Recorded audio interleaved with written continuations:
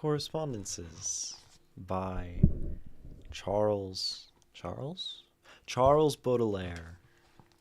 Nature is a temple in which living pillars sometimes give voice to confused words.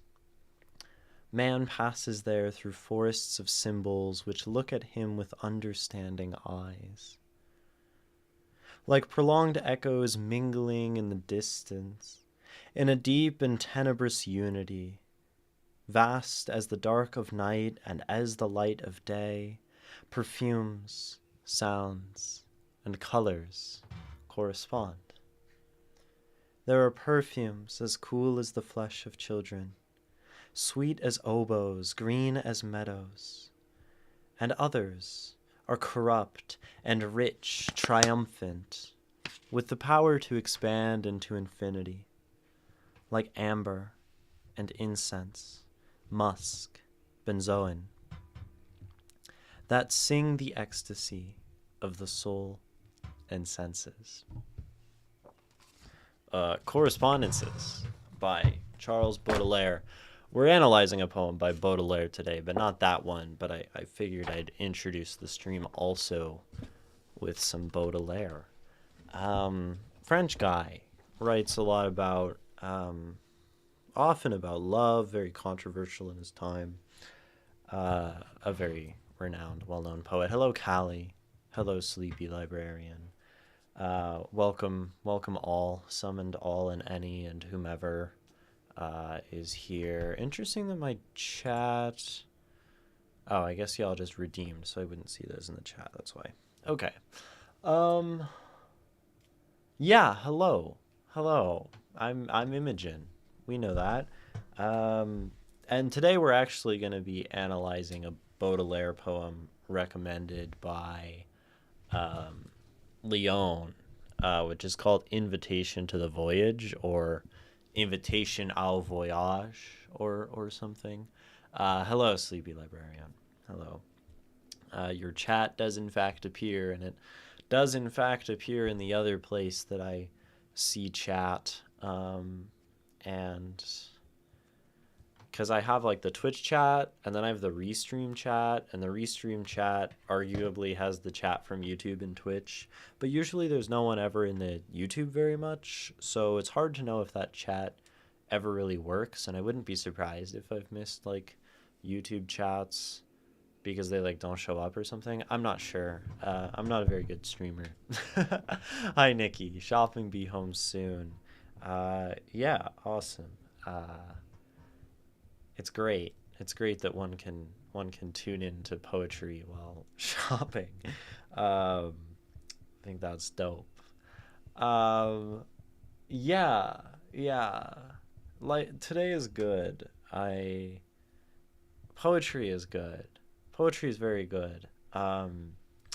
Where am I going with this sentence? I wrote a cool thing yesterday, right? I wrote a very cool thing on my typewriter, which is a poem, but it very much involves just filling the space, filling the whole page with words, and then having like poetry happening in between.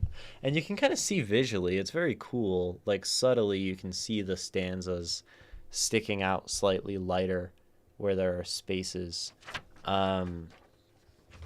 Really interested in this, right? This is something I'll be experimenting with for some time, probably personally. You've had a great couple of days, poetic couple of days since Thursday. That's awesome, Sleepy Librarian. And yeah, I mean, I sort of have as well, I guess sort of more musical than poetic. I've been playing music. I've been transcribing some Charlie Parker and also transcribing some Rachmaninoff on my two different saxophones, and some Mozart.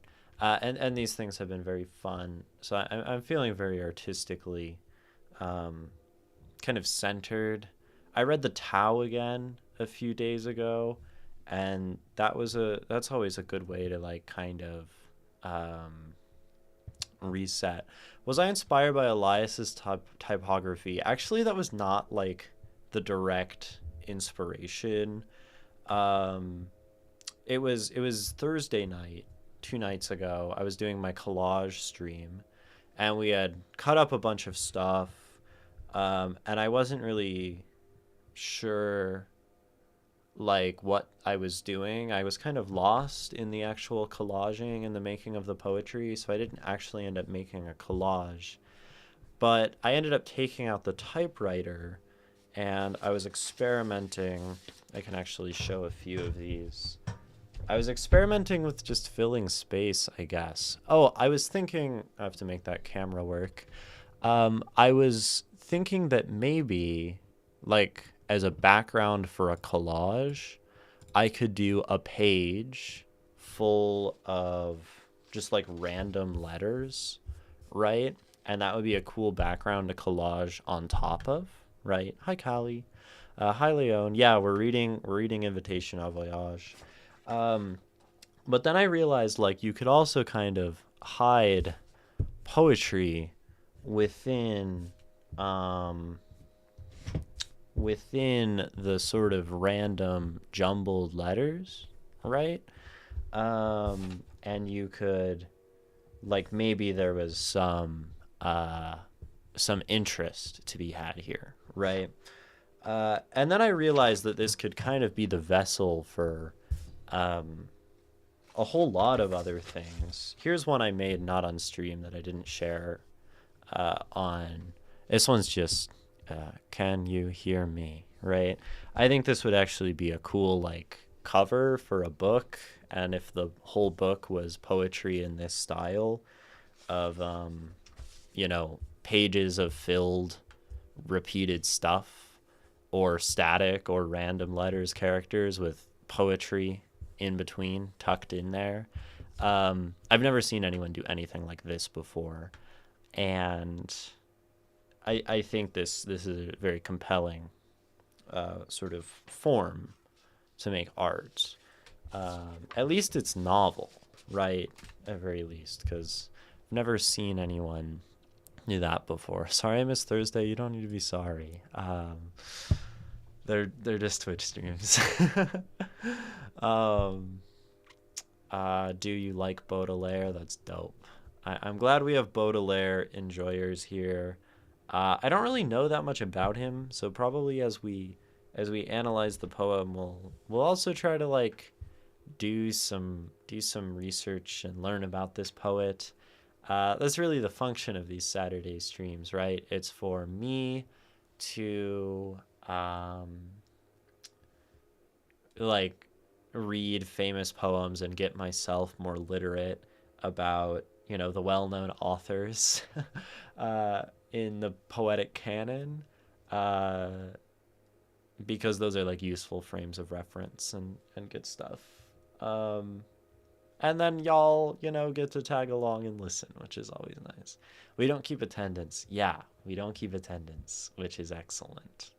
um, it would be shitty if we kept attendance on stream. Twitch kind of keeps attendance, right? Twitch tells you your watch streak. If you show up to every stream, you like build a streak or whatever. So arguably there is a sort of attendance kind of function if y'all want to treat it that way. Y'all could consider channel points, which you have really very little to spend on, very little things to spend them on. You could consider those a sort of manner of attendance points, right? Um, but I think that's all very silly, right? Maybe we should have like a 1 million channel point redeem that's just like attendance, and it's just I'm here. Um, that would be kind of funny. Lotus, I freaking spent an hour yesterday working on Streamlabs, thinking I was streaming, but I wasn't even live for an hour. Dude, that's brutal. That's brutal. That sounds very frustrating. Um, Hopefully you at least like figured out some things with your Streamlabs or whatever. Uh, but I'm surprised. I'm personally surprised you wouldn't notice that you're live. I mean, I stream in OBS, and it's pretty like glaringly obvious when I'm live. Uh, oh, you were working out and you were streaming. Well, you were working out, so you worked out either way, right? So that's a dub. Uh, but obviously, I guess when you're streaming the working out, you're what, like playing two angles. You're getting more fit, and you're also like streaming and uh, growing your online presence or whatever, which is, I don't know, whatever. Um, to be fair, thinking you're alive and not being is much worse than the opposite. Yeah. Sometimes I'm just in my room and there's like no way that I could be live because like OBS is closed and shit. And I'm like, what if I'm live right now? Like, what if the cameras are watching? What if my like me not being clothed right now is being like streamed to the entire world? It's a very disturbing thought, I think, when that one creeps in. It would be a very, very bad thing to be live and not know it, right? That'd be terrifying. Um, I mean, at that point, it's kind of like the Truman Show. I haven't seen that movie though. I feel like that's one that gets referenced enough in conversation and conversations that I have that I probably should watch the Truman Show. And I sort of, maybe I can relate to that by putting my face on the internet live for the entertainment of the people, right? Um, those are thoughts. Those are definitely thoughts. Um, but I felt so alone. I was like, my friends have abandoned me. I mean, I don't know if like that might be something to analyze in your own time of feeling like you're alone when chat is dead. Like maybe there's some thought to be put into that response. It's good that you unplug your camera. I stream from my webcam. Um, on my computer, and then this is my camera that's actually plugged in. So this very well, could be watching me while I'm living my life. The Truman Show is something I'd happily set up a movie night for. Dude, if you set up a movie night in the Discord, dude, that'd be crazy. I definitely would be that'd be dope. That'd be very cool. Uh, do consider, I guess. uh, that that'd be sick. Anyway, I say we read some poetry, probably. Um, some Baudelaire, right? Baudelaire, Baudelaire, Charles. Poetry in this economy, nerdery in this economy. Um, yes, we are reading poetry in this economy. uh, Definitely. Pronunciation will be fun. I'm not reading this in French, dude. I'm reading a translation. I would not be caught dead trying to read in a language that I don't know. Right? That's like deranged. This is what Leon, what? Like do you think I read the Tao in Chinese? I don't know Chinese. Like what good would that be for me? Um do you think I read, Gabriel Garcia Marquez, very difficult piece of literature, fully in Spanish? Do you think I read In Praise of Shadows in Japanese? No. No. um Translation is is what allows work to be consumed by more people, and yes, if I knew French, Leon, I would read it in French cuz that's the original. But like I don't get any value artistically there's no artistic experience present. I mean, I have a copy. I do have a physical copy of Flowers of Evil with the French.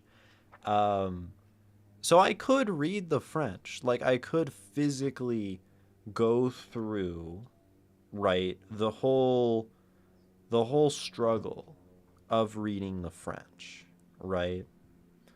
But like that wouldn't that wouldn't be beneficial for me as a reader, as an artist.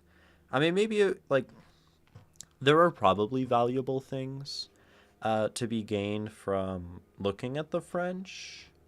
I think Baudelaire wrote mostly in verse. I could be wrong. But I think he wrote mostly in verse. And that means if the verse isn't preserved here, right, we hypothetically gain something by like at least referencing the original. I'm trying to find it in here. There's like a lot of poems in here, and this table of contents is um, very struggle. It's just like a wall, but I did find it. It's on page 82. Like yeah, I could embarrass myself, right? Say like mon enfant, monsieur, soyeur, songe à la douceur de aller là-bas vivre ensemble, right? I can do that, and it sounds like I'm making fun of French because I don't know how to speak French and I don't know how to pronounce French. Yeah, right. What a fun analysis when the analyzer can't read it. Yeah, not a pleasant time. um, um, would be interested to get a sense of the probable mistranslations. Yeah, I think if you know both languages, it's an incredibly valuable thing to read a poem in its original and in your like second language if there are translations, because you get to like do the act of thank you for pinning the cheap viewers on streamboo.com message, Leon. um um yeah, if you know both languages, it can be very valuable to read a translation as well as the original. You get some, practice in the act of translation and all of that stuff. But I don't know French, so we are not reading Baudelaire in French. We're reading Baudelaire in English. Um, and I think we'll go into the poem, we'll talk about the poem, we'll yap about it, we'll see if there is in fact anything of value in this guy that some people seem to like, named Charles Baudelaire, right?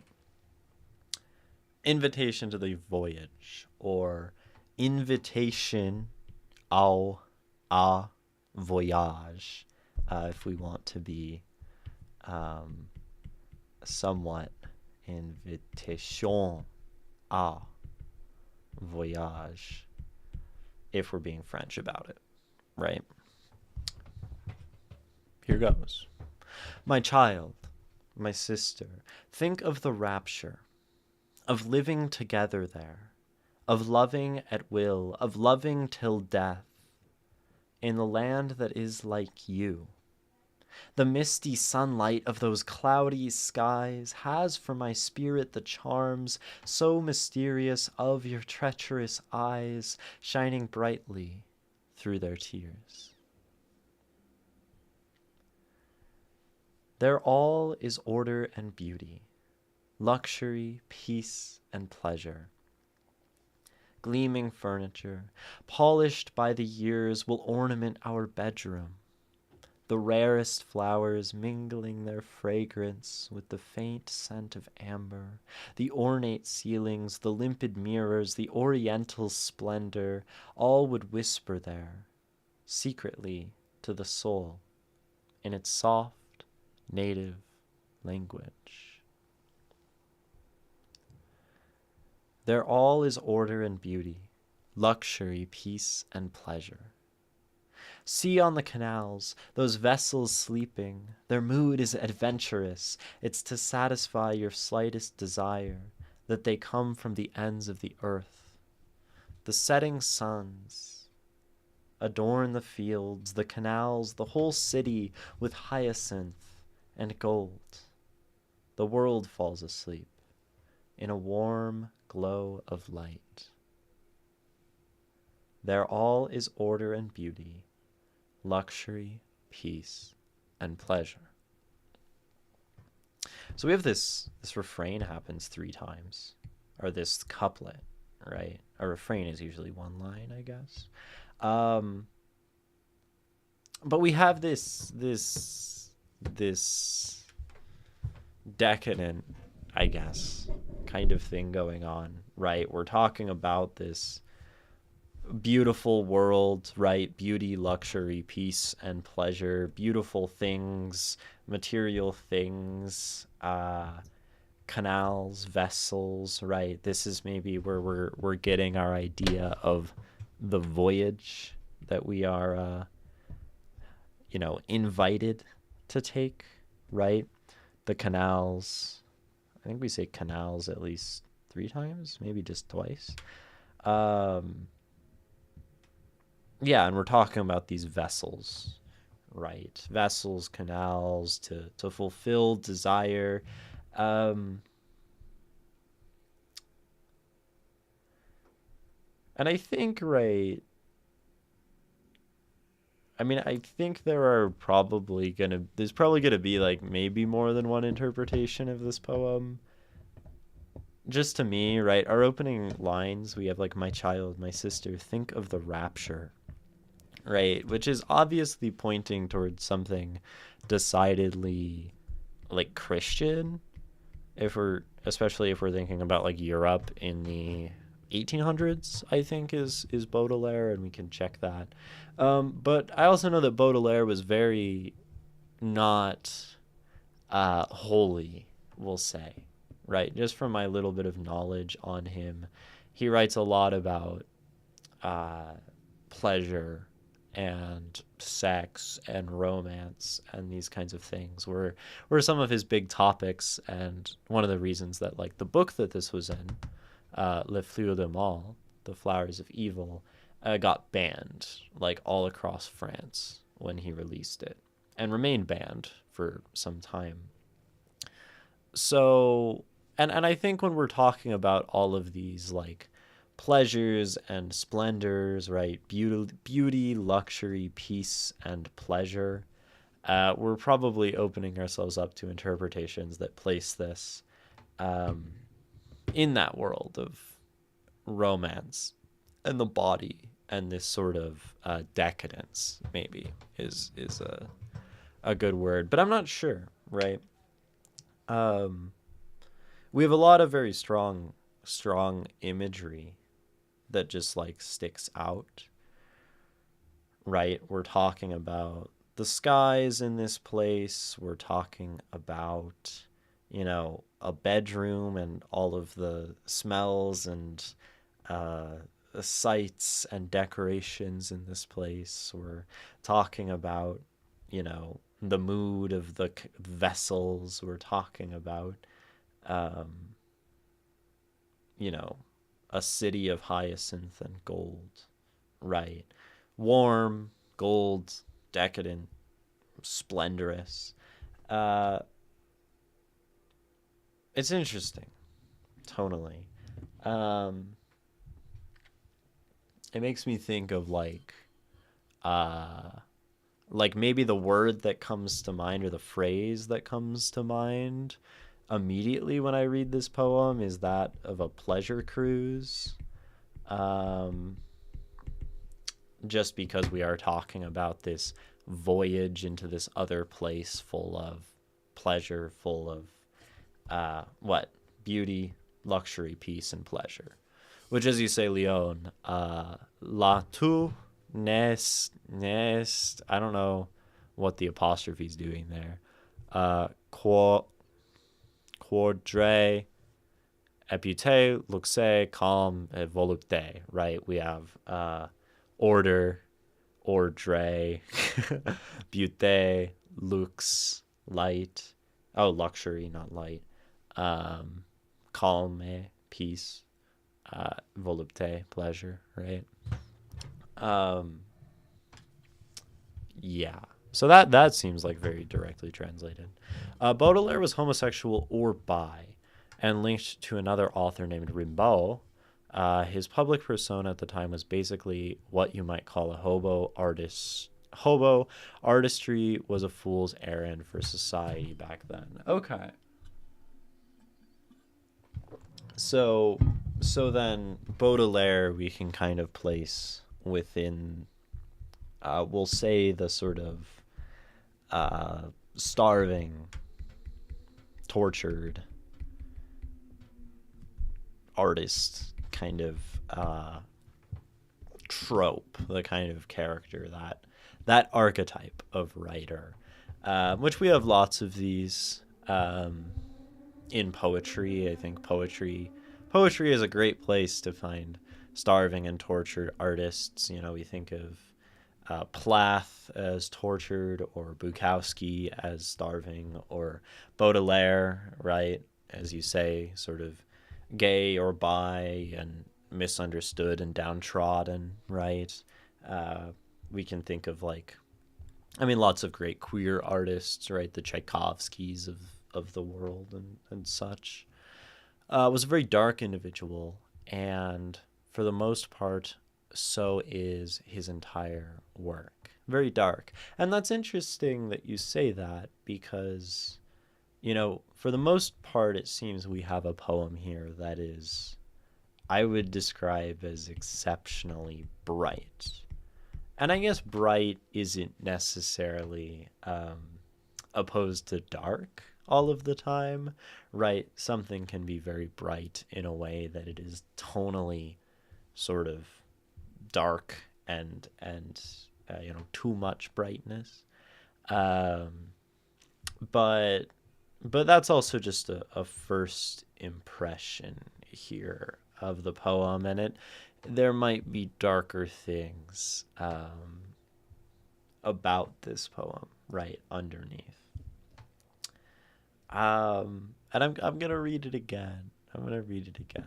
And just I'm just paying attention for things that stick out to me, right? Anything that catches my eye, anything that makes my brain, kind of scratches my brain in any way, and we'll go from there. Because the first read, nothing entirely grasped me, you know. I think I'm gonna need to cut it short this stream. Glad that my attendance was noted. Y'all all need to stop, but I need to go. Have a good one, Sleepy Librarian. Okay, invitation to the voyage. My child, my sister, think of the rapture of living together there, of loving at will, of loving till death in the land that is like you. The misty sunlight of those cloudy skies has for my spirit the charm so mysterious of your treacherous eyes shining brightly through their tears. There all is order and beauty, luxury, peace, and pleasure. Gleaming furniture, polished by the years, will ornament our bedroom, the rarest flowers mingling their fragrance with the faint scent of amber, the ornate ceilings, the limpid mirrors, the oriental splendor, all would whisper there secretly to the soul in its soft native language. There all is order and beauty, luxury, peace, and pleasure. See on the canals those vessels sleeping. Their mood is adventurous. It's to satisfy your slightest desire that they come from the ends of the earth. The setting suns adorn the fields, the canals, the whole city with hyacinth and gold. The world falls asleep. in a warm glow of light. There all is order and beauty, luxury, peace, and pleasure.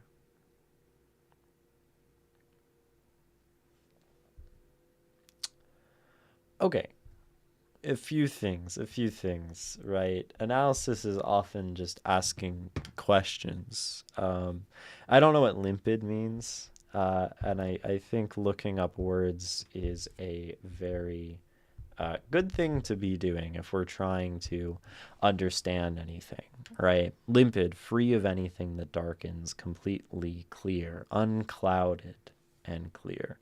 Appreciate that, right?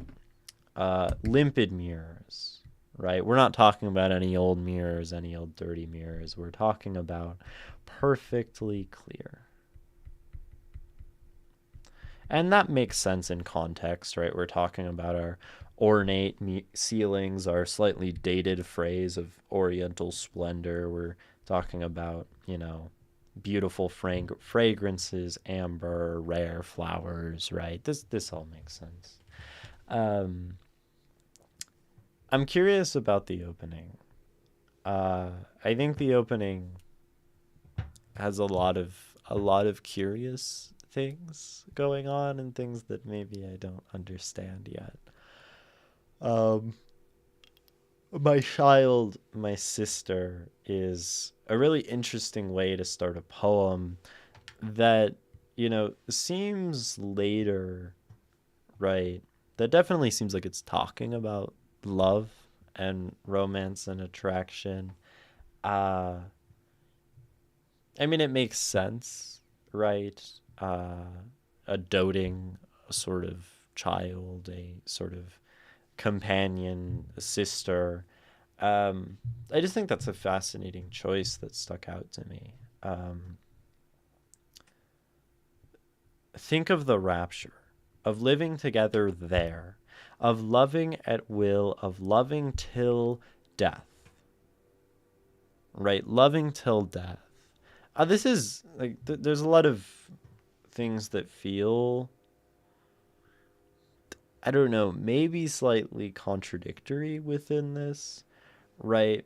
Like, we're talking about the rapture, presumably in a Christian capacity, something eternal, right? Something perfect, right? We're maybe comparing this sort of like love to like something heavenly, right?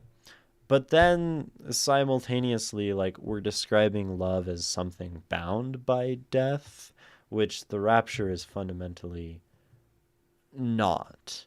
And maybe that is to say that when we love, right, when we love, we are sort of achieving the ideal of the divine, the ideal of godhood within life. Uh, you know, Baudelaire probably couldn't have been too close with the church. I want to look him up and see maybe if there's some context on his religiosity, but knowing that he was some kind of he was queer in some way, knowing that, his book was subsequently, banned by the church as soon as he published it. Yeah.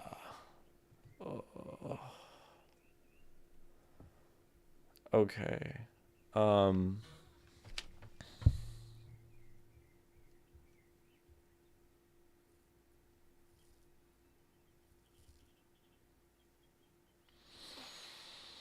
okay, I think we're live again. um I would say this is frustrating. Okay. I don't think it's an ice pack issue, Leon. Because they're definitely very cold. It's definitely just like uh my Wi-Fi probably just drops out sometimes, and that's not something I can uh necessarily control, right? Which is unfortunate. And I try often to like reset the router and stuff, and then it like just crashes again. So it goes, as Kurt Vonnegut would say, I guess. Could be a bad omen for this stream though. if we're already having network interruptions, but half an hour in.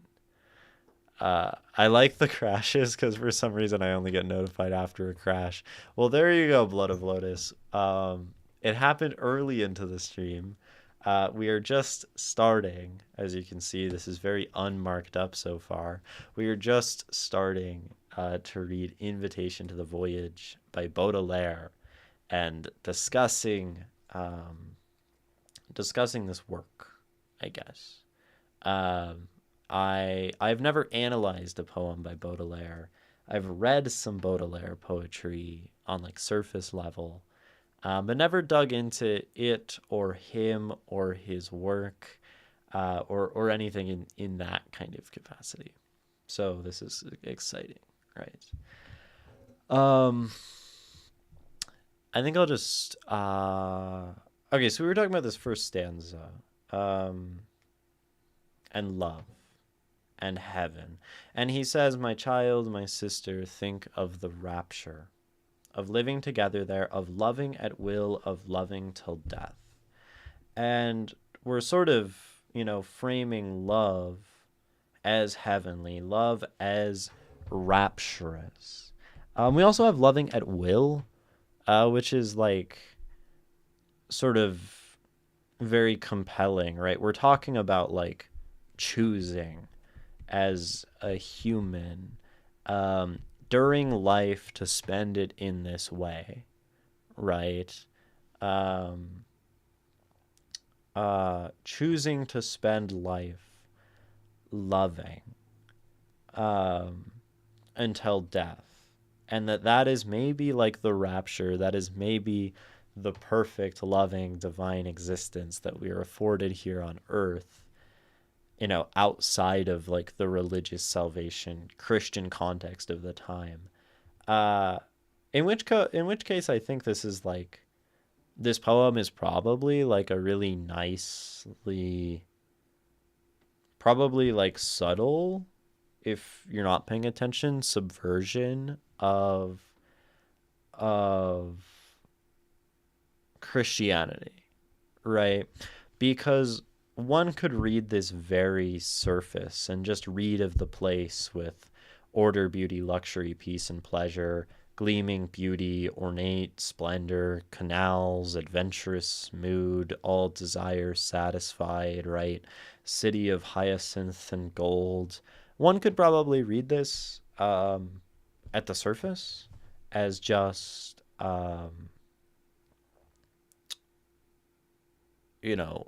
Christian, just talking about rapture. And that's probably like effective at the time if you're like living in a world that's probably rather where your art is maybe rather like restricted by the values of the time and the church, and you're like a bisexual dude trying to make art about intense rapturous love, right? And you're like queer frustrations or something. But I think to say any of that part confidently, we would want to understand more about Baudelaire, right? This picture, kind of meh. This picture, he's kind of saucy. I like that picture of Baudelaire. Okay, Charles Baudelaire. It's always like it can be very good, especially when we're reading these like famous poets, these well-known poets, to look them up, to have the context, of course, just for understanding the poems themselves, right? But also, because we want to like understand the poetic tradition and maybe like the canon more broadly, and these are like useful things to know. At the time, those life choices could also mean a death sentence. Yeah, and maybe that loving at will, of loving till death, like a ring's incredibly powerful in that capacity, right? I will love how I wish, and I will love until I die. And then maybe there's like this sort of subtle reflection of this as something sort of Christ-like, right? To love so entirely and to love in a way that um, has one kind of killed and then leading to like a rapturous salvation.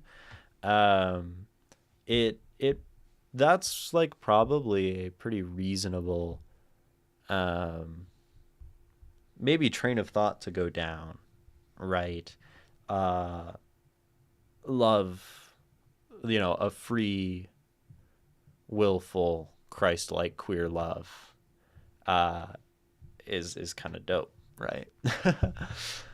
Also, a society that knew only war for the better part of the last 50 years, Napoleonic Wars, then unrest, and all Europe leagued against France. Yeah, so we had this, he was after the Napoleonic Wars, and I don't know my European history very well, but we can see, right, 1821 to uh,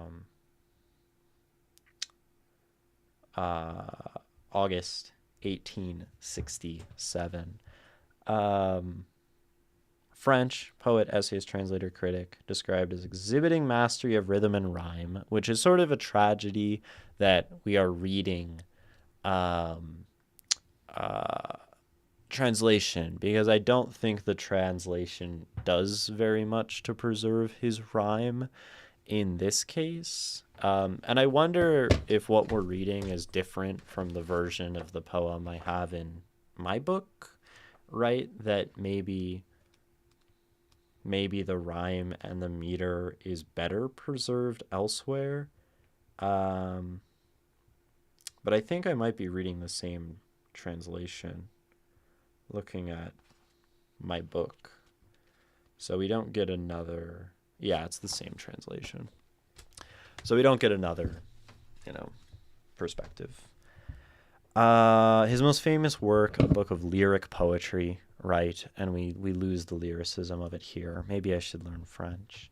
Expresses the changing nature of beauty in the rapidly industrializing Paris, caused by Haussmann's renovation of Paris during the mid 19th century. Included Verlaine, Rimbaud, Mallarmé. He coined the term modernity to designate the fleeting experience of life in an urban metropolis. Okay, so this dude was like very ahead of his time in that capacity, right? He was baptized Catholic, growing up in French. It would have been a very Catholic world, right, and worldview that he existed in. Following year, mother remarried. Crucial moment. Finding himself no longer the sole focus of his mother's affection left him with trauma, which goes in some way explaining the excesses later apparent in his life. There was in my childhood a period of passionate love for you. Baudelaire regularly begged his mother for money throughout his career, often promising that a lucrative publishing contract or journalistic commission was around the corner. Okay, so he was like kind of miserable. Much more refined and distinguished. So he was like smart as a kid. He loved literature. Blah, blah, blah. I don't feel I have a vocation for anything. Oh, what a grief. If Charles had let himself be guided by his stepfather, his career would have been very different. He would not have left a name in literature, it is true. But we should have been happier, all three of us. So yeah, very tortured artist, right? Final years, translation,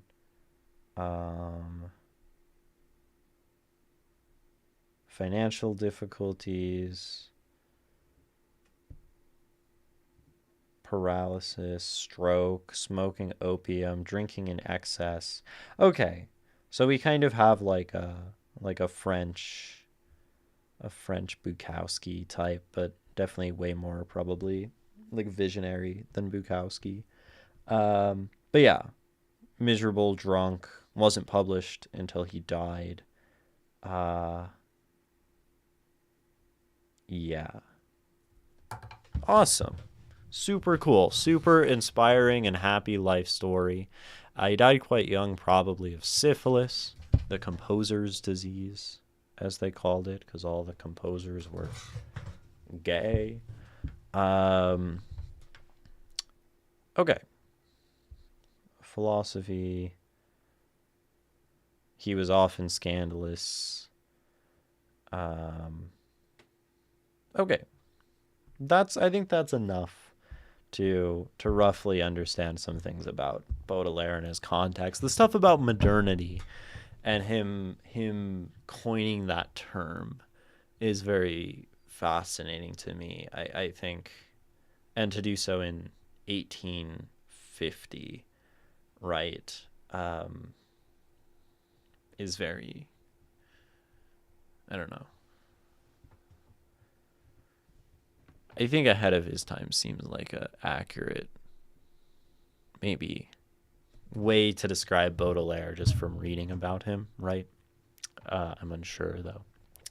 He did receive praises from his peers at the time. Amongst those was Victor Hugo. Yeah.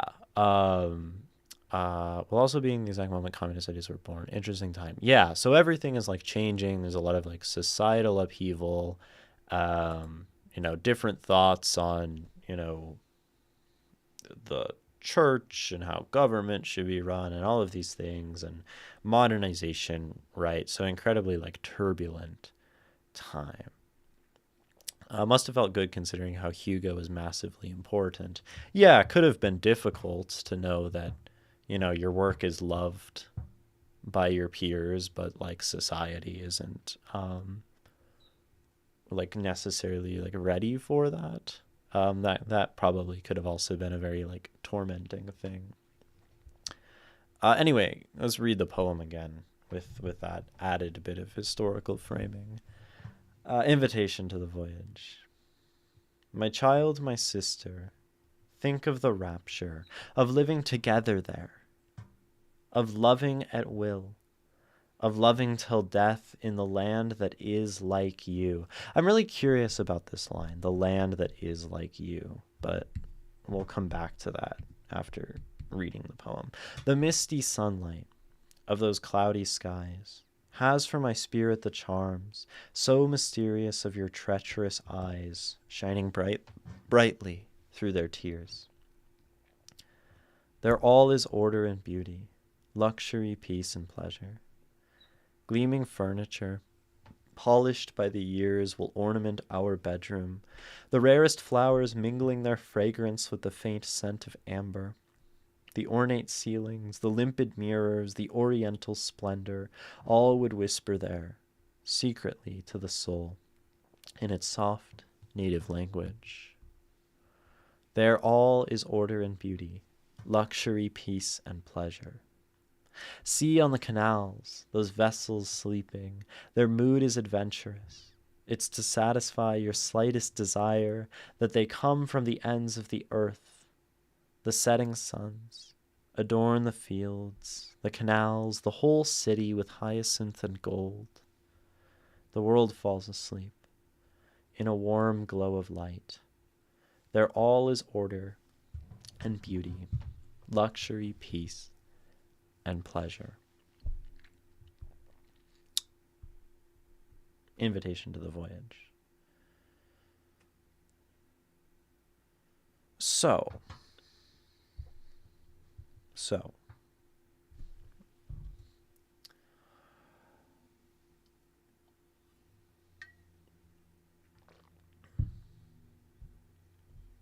it certainly would have been subversive at the time to describe love, human love, right, as rapturous. Right, that in love there can be order, there can be peace, beauty, luxury, peace, and pleasure. It's kind of hard for me to Um,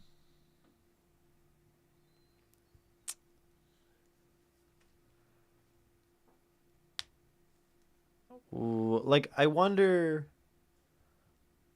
like we can think about whether this poem is maybe describing love as rapturous or rapture as being love, right? Like the thing that saves one and gives one purpose in life and fulfills one's sort of human spiritual existence is love, or that love is an action, like is taking on the qualities of this like higher sort of spiritual fulfillment.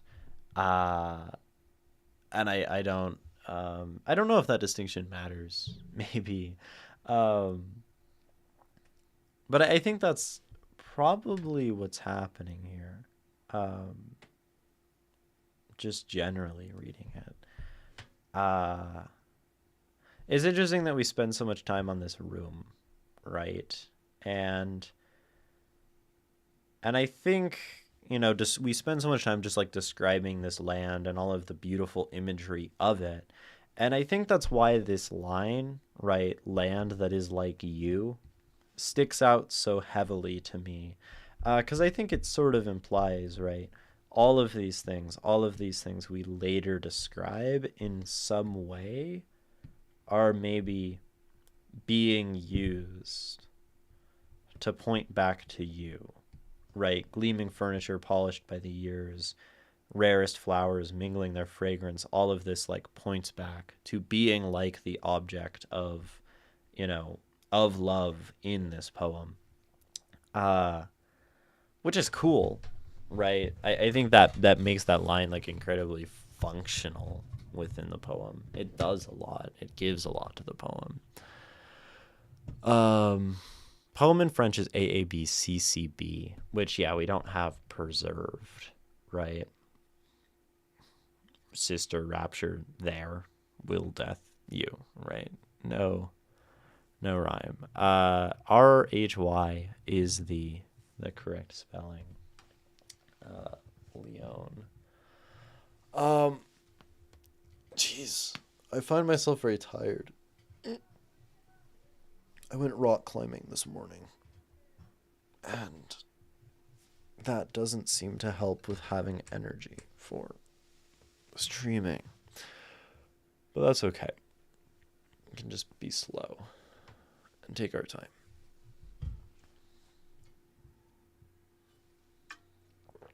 Um so looking at this third stanza, the second big stanza, however one wants to put it. Right, on the surface we're just describing a room. Gleaming furniture polished by the years will ornament our bedroom.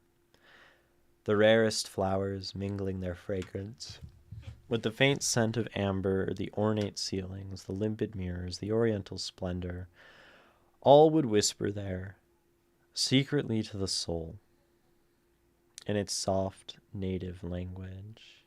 And this kind of takes us back to the first stanza, where he talks about his soul or his spirit, right? Has for my spirit the charms so mysterious of your treacherous eyes.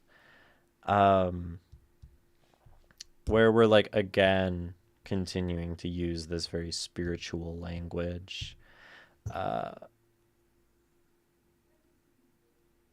describe very material things, right? Very human, very earthly is maybe the word that I'm looking for. Earthly pleasures.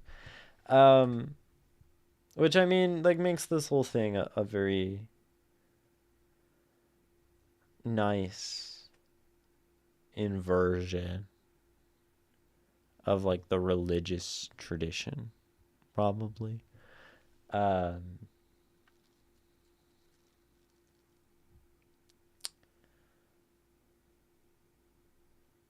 right, like within faith, And even on the surface level, this poem isn't particularly faithful or Christian. If we're talking about rapture, like rapture is certainly described as like bright and pure and beautiful and whatever. But I think for him to say, this is what rapture is, and it is, the finest things in the world and the best love that humans can love, and, you know, like the rarest, the purest, the most, ornate, the distant, and, like subtle, uh, the mature and the shining, right? These are not very Christian ways maybe to be talking about heaven. So maybe even on a surface, right? It's not even making like a very strong attempt to like mask itself as just talking about love, right? I think order is a fascinating word to use. I think this is one that maybe like places it back in that rapture, in that religious kind of feel, right?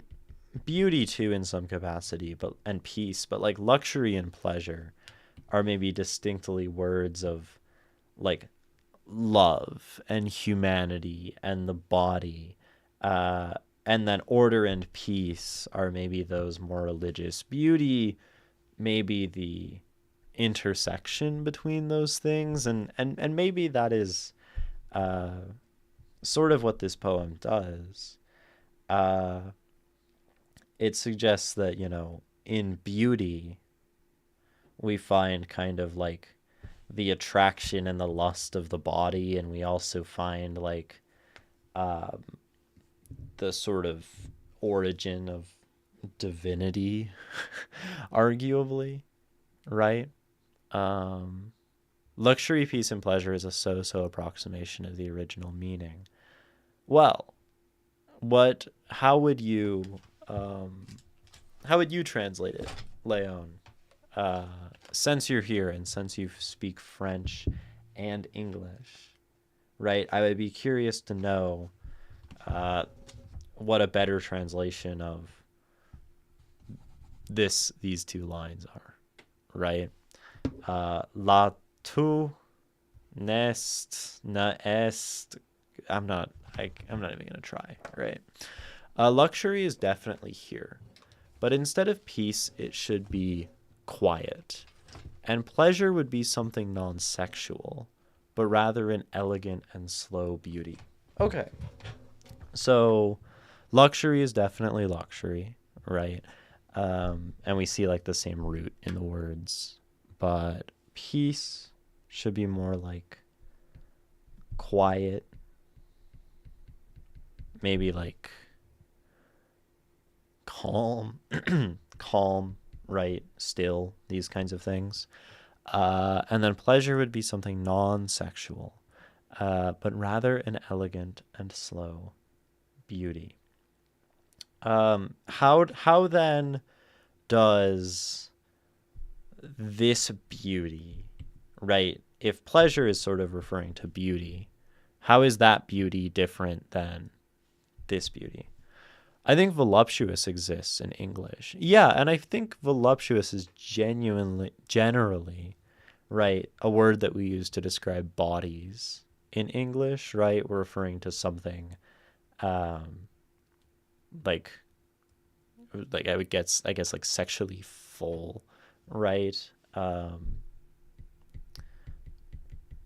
Curves could be described as voluptuous in English, right?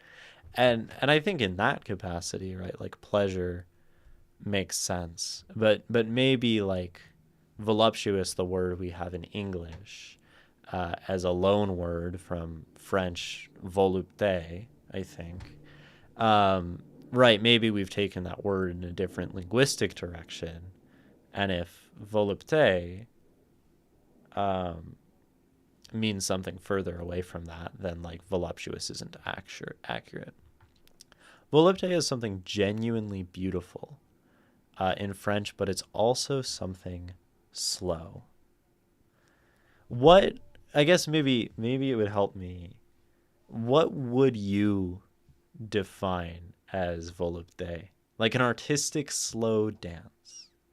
Okay, so something like drawn out, something where we're like kind of basking in the like really allowing ourselves to really appreciate the pleasure, something patient and beautiful. Okay.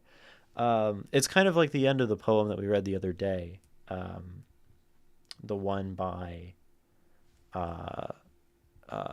Elias, that was perhaps this is worth not rushing, right? Something worth not rushing, some beauty that we savor.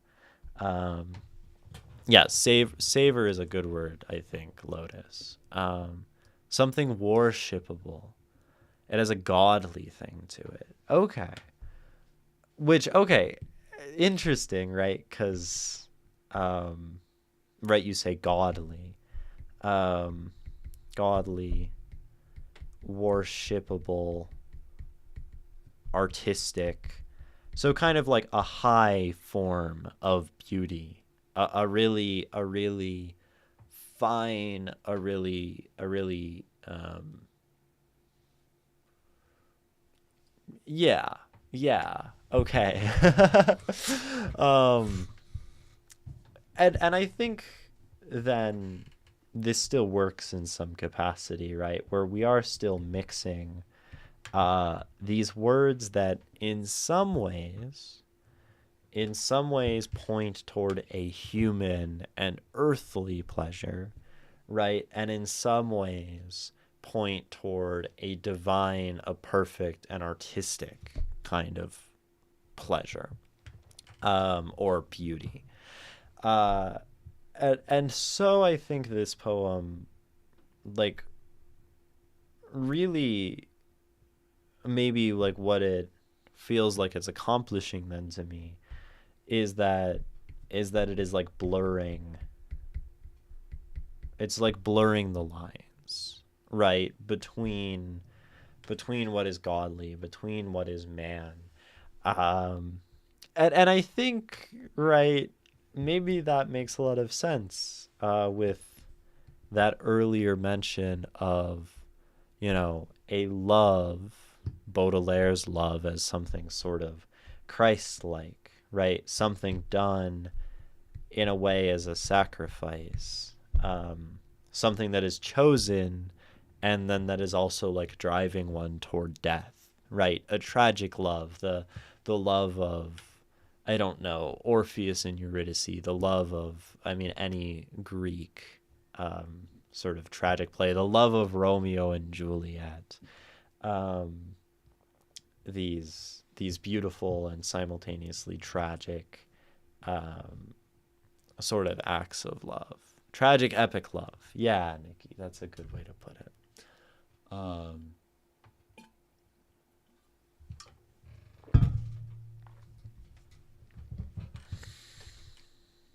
Yeah.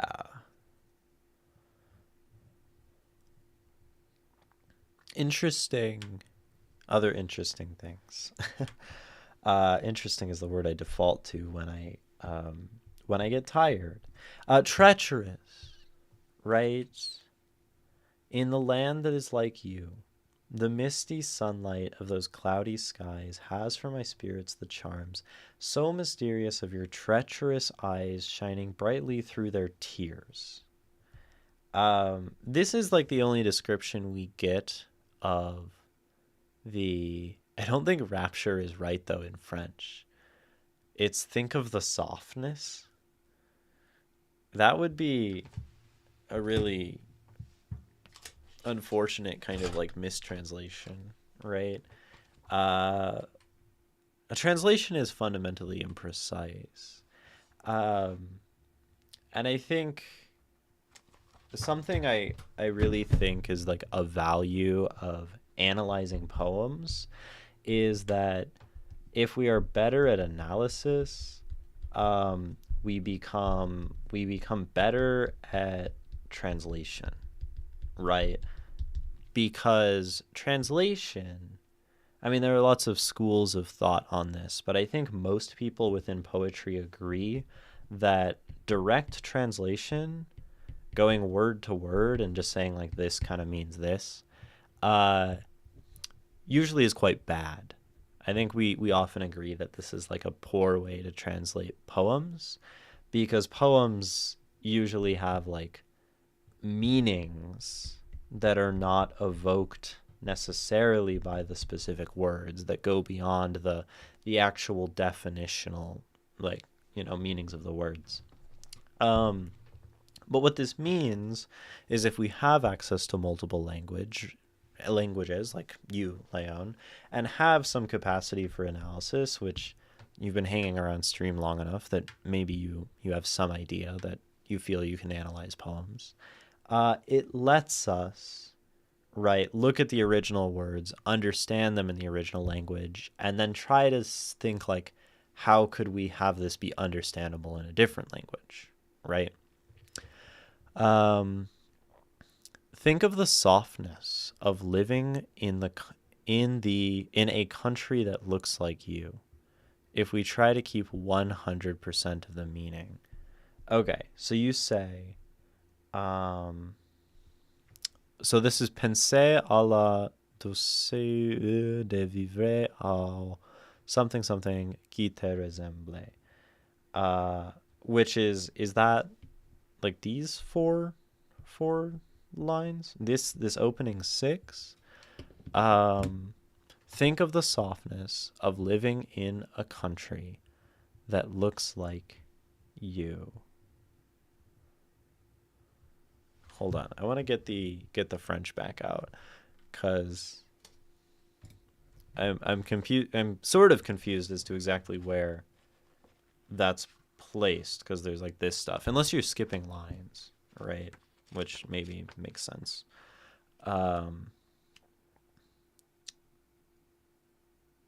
Oh, I see. Wait. How pot? Akite. Translation is fascinating, right? Actually mixed two, which isn't too good either. Yeah, I by listening to any of your translations, right? I also sort of place some amount of trust in you as an analyst and translator to like be trying to honor and understand the meaning of the work in your language first, and then try to like transmit, right? Like by translating, you are transmitting your analysis of something into another language, um, which I think is why being able to analyze is so important for a translation, right? The more that you can, whatever we want to say, whatever we want to call analysis, the more in a poem that you can notice, the more in a poem that you can understand, the more in a poem that you can, feel and feel confident about the things you feel, the more you can take all of those things and try to put them in a package that conveys those ideas in the other language. But by trusting your analysis, by trusting your translation, right? I am trusting your analysis, and I don't know your analysis, right? Um, and translation of poetry is very, very tricky business, and something I've only done a very little bit of between English and Spanish, but I don't know enough Spanish to really do it well. It feels comfortable for me to kind of translate out of Spanish into English, but even then, not perfect, because I don't get a lot of like the meanings within Spanish. Translation's hard. It involves like it needs like so much fluency. which I mean, I want to learn another language for real. It's just a matter of finding a way to do that works for me, I think. I've tried lots of things. I think I just need someone to like talk to, you know, and cultural knowledge between both languages. Yeah, it's like a literal fluency, but then also a cultural fluency, a historical fluency. If we're trying to translate a poem from 1850, yeah, history, you say Leon. So like, um, translation is very very hard. 150 years ago, maybe more than that now. Like it's 2026. Um, more like 180, 175. Yeah, right. So you need to have the context and like understand the author. And like I really prefer reading poems in their original language. I would rather read poems in English usually than read things translated from other languages, because when you're reading a translation, I really feel like you're reading the translator's poem. You're reading the translator writing a poem that resembles the author's original poem. I think is probably a pretty accurate way to describe translation most of the time. That's the thing with translation. You need to be a good poet too, right? You can't even just have knowledge of language, culture, history, and analysis of work and like literacy. You also need to be a good fucking poet.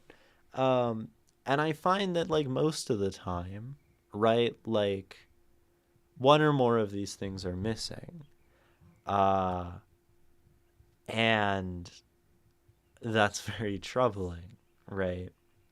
I think the translators who translate literally are probably the translators who maybe have the historical, the linguistic context, and they don't have the ability to create something poetic kind of out of that, right? You have the very poetic types who just like vibe through it and probably lose a lot in that capacity. Um, like, yeah, translation is hard work. And to that extent, you know, I commend anyone who's like doing translation and trying to translate poetry, because it just seems like really hard. Um, and I don't know who the translator is here. I guess it says here William Aguilera, um, from the Fresno, California Academy Library Guild. Maybe he's like a well-known good translator, but we're kind of dogging on him here, um, which I think is fair. um, yeah, don't get the word choice of the translator. But Rapture is still noted, so you don't even like that seems like a to you like a very poor choice. That's interesting. Um, maybe there's a historical context that you don't understand. Think of the softness to go there, the softness to go there, live together, or living together. The softness.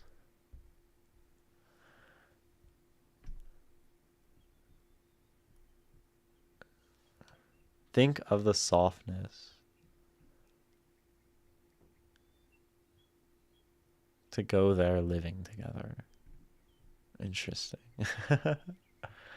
um, I always place myself in those calculations. I keep forgetting I'm old. Lol. Yeah, it's kind of funny, right? If you put it at 2000, right, then it's 150 years ago. But like we're not at 2000 anymore. We're a quarter of the way through the century. Uh, the appeal would maybe be a good translation. The appeal, interesting, of living together there, of loving at will, of loving till death in that land.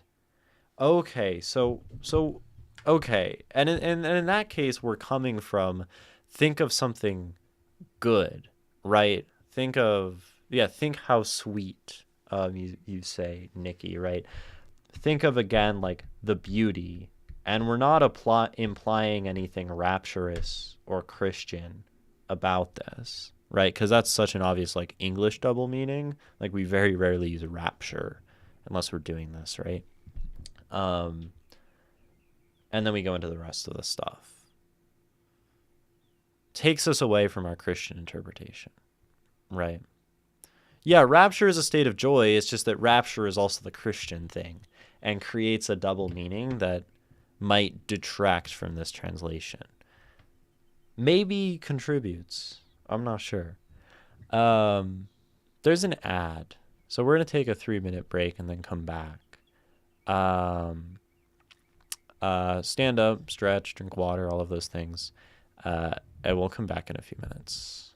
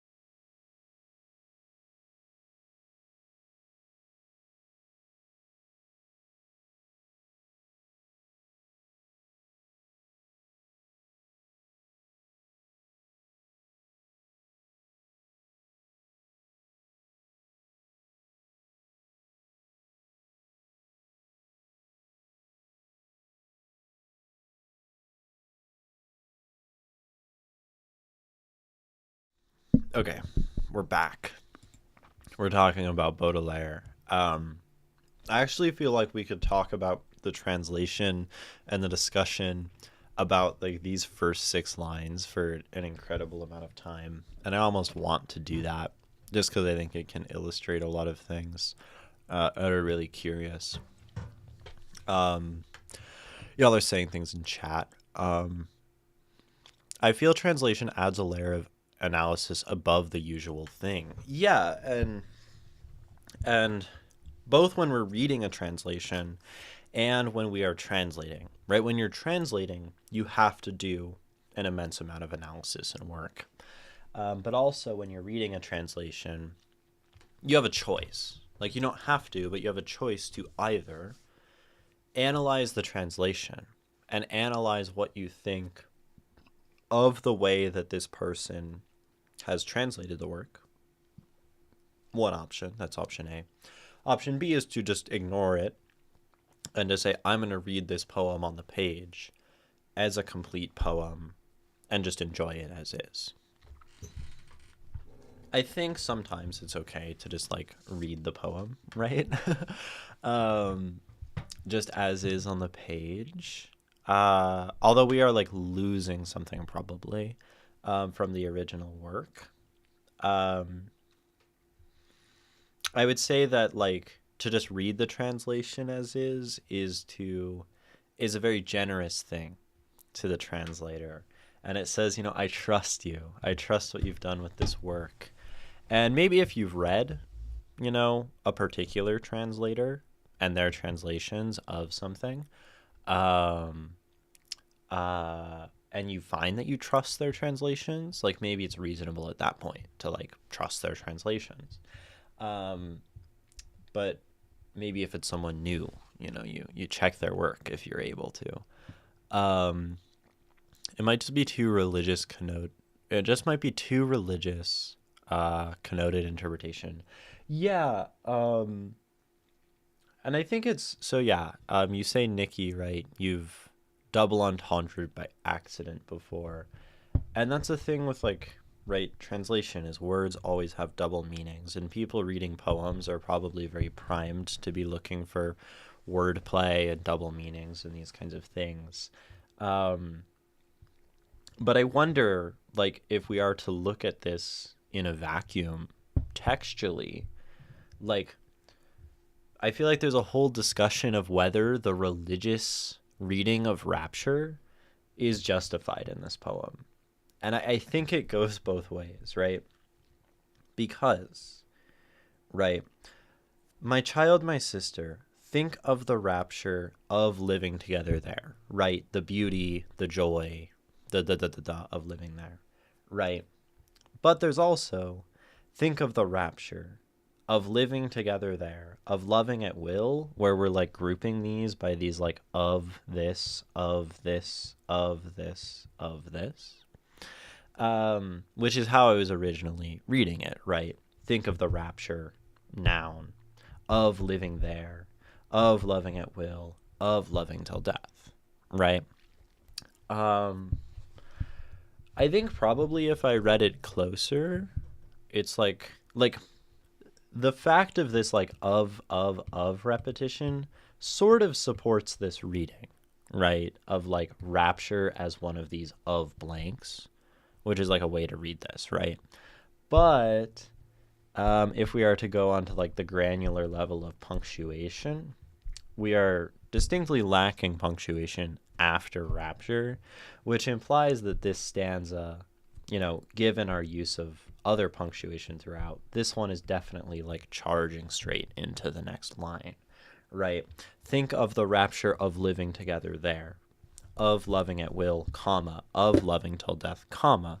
And this establishes a pattern with these commas that we're not doing here.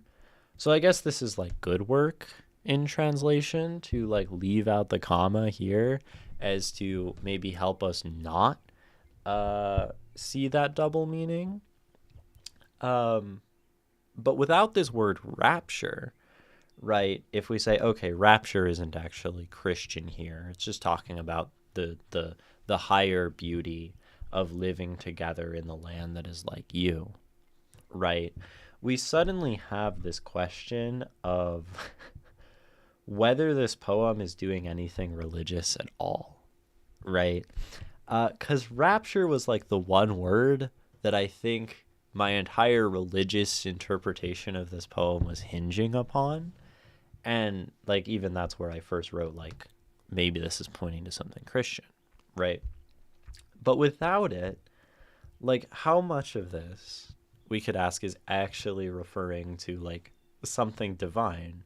Because now we're just talking about like the land that is like you, of going to a beautiful and literal place, and no longer, you know, going to like a rapturous divine place.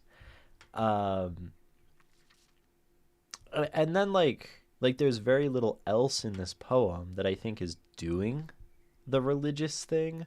Arguably, order and peace and volupté, right, are kind of pointing at like the higher beauty. Um, but I think this poem almost just like at that point entirely departs from the whole idea of um, like divinity as a sort of play on or commentary on the Christian context of his time. Uh, Maybe, right, like the voyage, some kind of going to another place, passing, death, right? But without rapture, without like the implication of heaven, when we've like analyzed away this interpretation, um, I think we lose that. And now we just have like a self determined love, loving at will until death. Um, right, in a place that reflects us. We have these like mirrors that come back later. Um, right, none of this strikes me as particularly divine. I mean, like maybe a world cast in gold and glowing warm light, right? Like satisfaction from the ends of the earth, right? Like these things are still very like big and spiritual. We're still talking about the soul, but I think it's much less justified. And and I mean that's why translation is so important, because if we put a word like rapture down on a poem and it creates a double meaning within some reader's mind that now we're talking about Christianity, right? And then I like went and hyperfixated on a subversive Christian reading of this poem, right, for like half an hour. That translation has probably failed, or I've failed to read the translation right. Um, and I mean, then it also asks like, what's the goal? The goal of translation is probably to transmit the meaning of the work. The meaning of the work is only something we analyze. It sort of gets to this like analytical purity argument, which I don't really like. Um, that's actually it's actually interesting. If we argue that translation is okay, okay, wait, this is me forming philosophic ideas. If we argue that translation is the like okay. If we argue that the fundamental goal of translation is to transmit the meaning of the work, then we sort of create an implication in that definition that there is a meaning of the work, right? We create the implication that there is like a correct thing that needs to be transmitted properly for like the translation to be right. And if that's the case, then we imply that there's a correct analysis, because translation is analysis, because what it means is the analytic act. And I don't like that, right?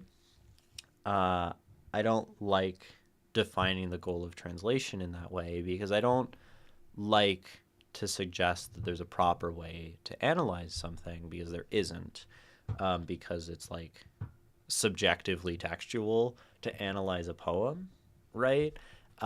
So there can't be a perfect translation because there can't be a perfect analysis.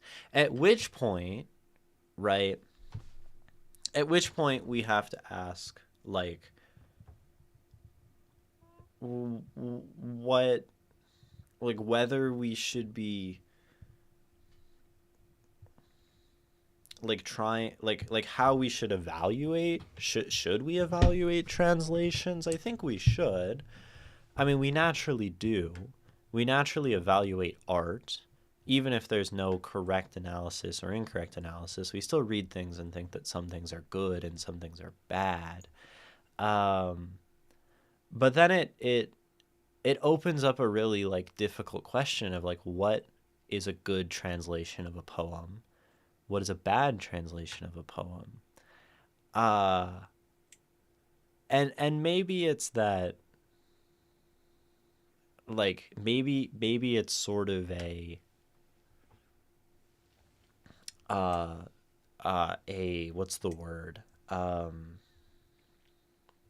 a descriptive kind of definition, where on like a case to case basis a poem is well translated if people seem to come to the same, like, interpretations of the poem in both languages.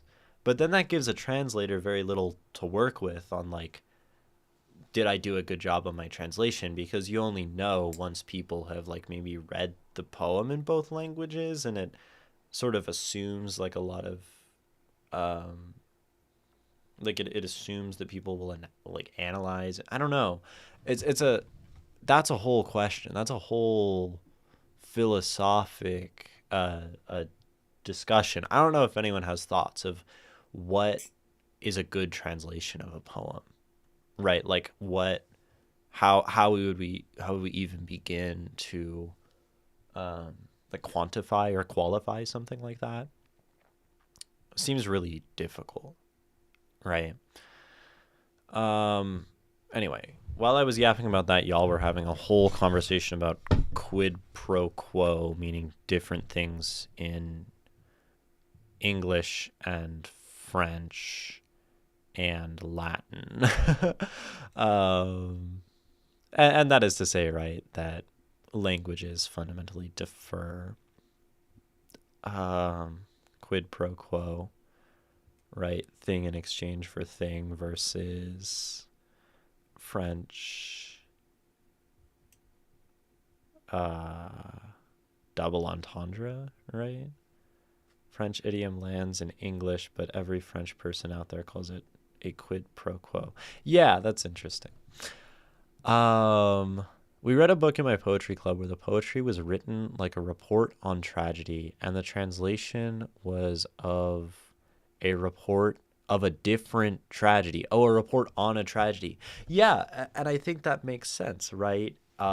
If we're trying to preserve historical context, let's say um, we had I wrote a poem, or someone wrote a poem about 9/11, right? And 9/11 is like a distinctly American, like, tragedy, probably, that like lots of Americans remember in a very specific way. And if we translated that poem into French, talking about 9/11 might not like hit as hard, because the whole historical, like, maybe understanding has gone out the window. That especially goes for things like going further back in time, because 9/11 was pretty, like, globally, I think, like, viewed and televised.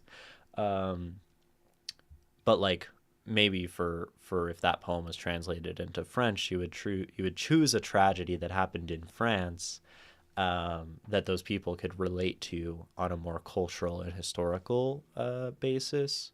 I think that makes sense, right? Um, but some people might be much more like purist about it, right? They might be like, no. Uh, I mean, like, we could think of "Oh Captain, My Captain" by Walt Whitman, right? A poem that is kind of a report. Um, Not really a report, but it's a eulogy, or whatever. Eulogy, elegy, death thing, funeral dirge for Abraham Lincoln, right? Um, could you rewrite "Oh Captain, My Captain" in a way that it evokes some other? Would you do that?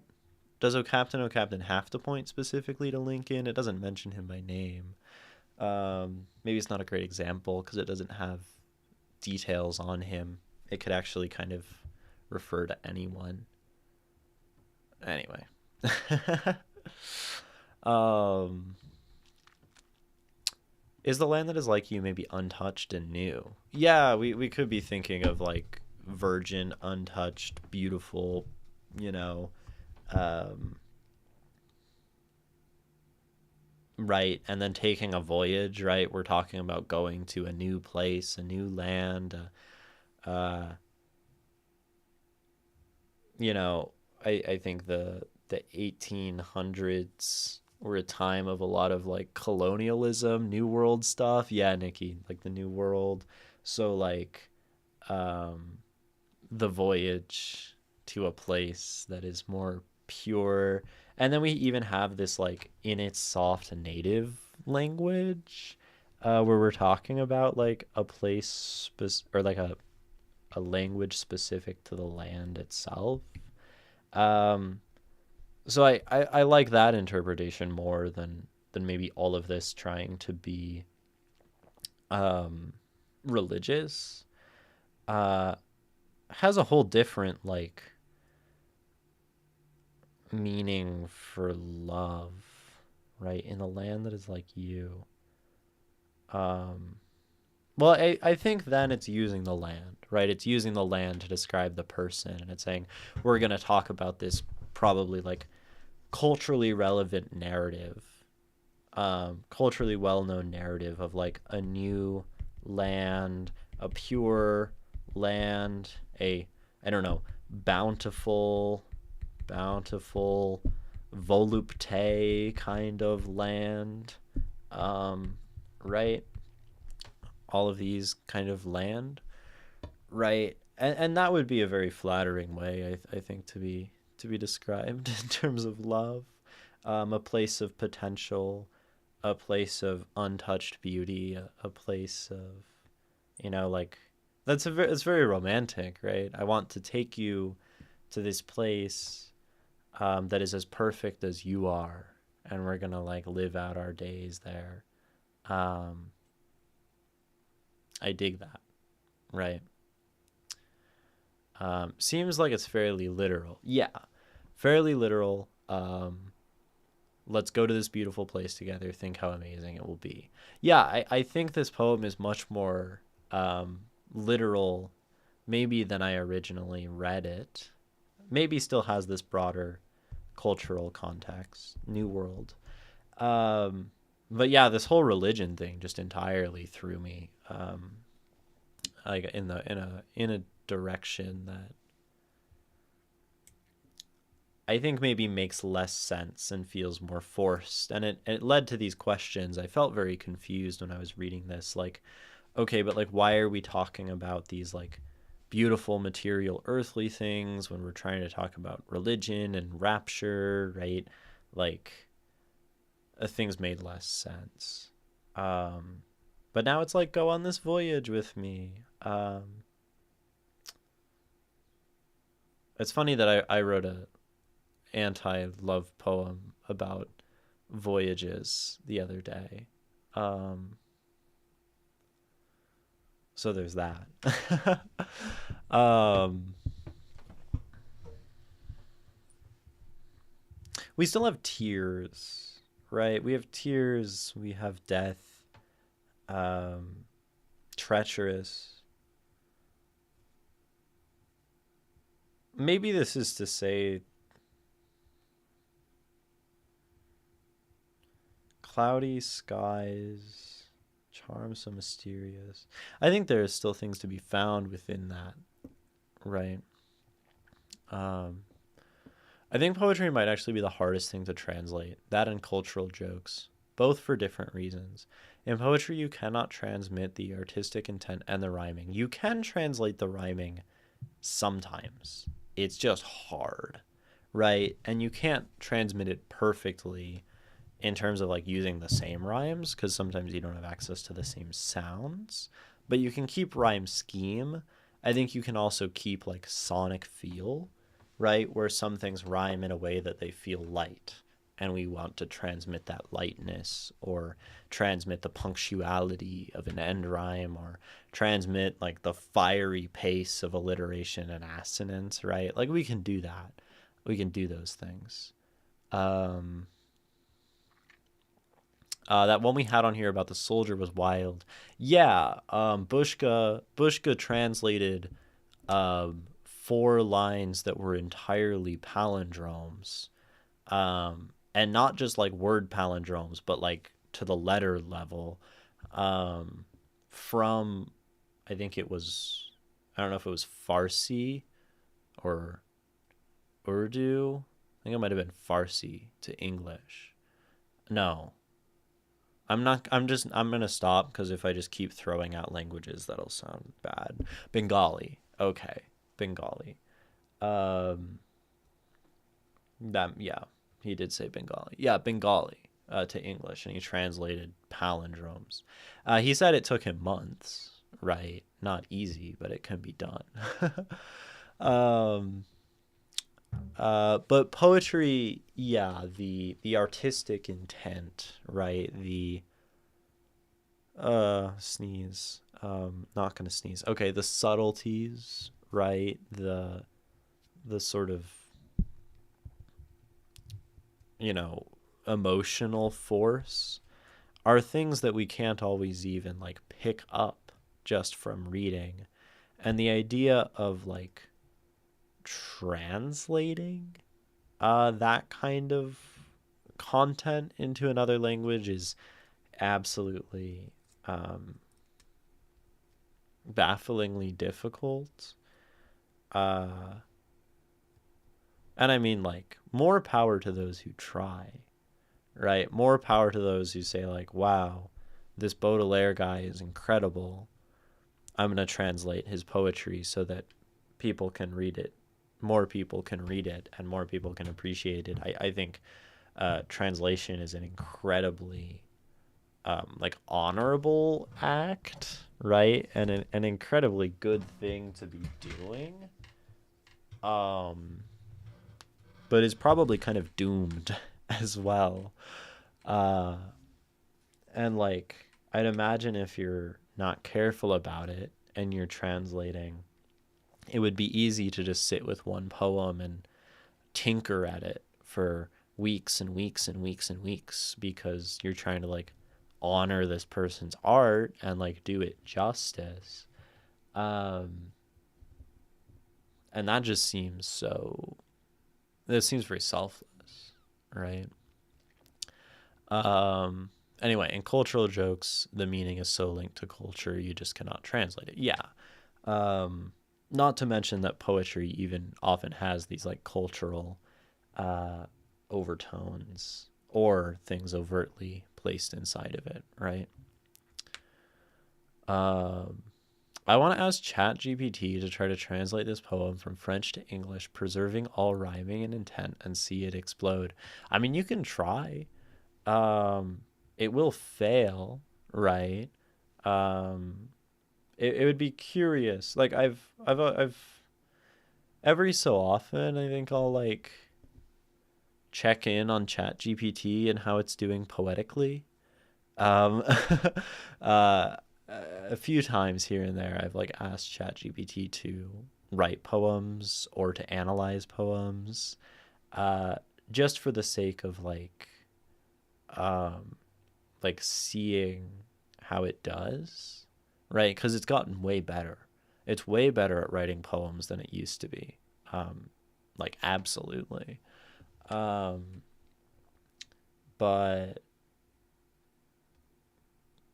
yeah, I mean, it's definitely probably a horrible translator. Um, the interesting thing, right, is it probably has English versions of the poem, right? Like the translated versions within its sort of large language model.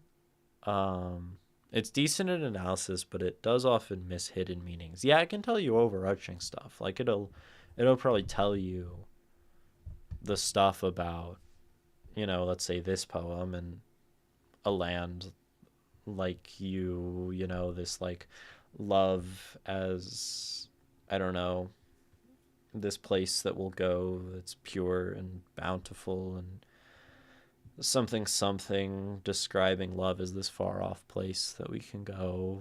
Da, da, da, da, da.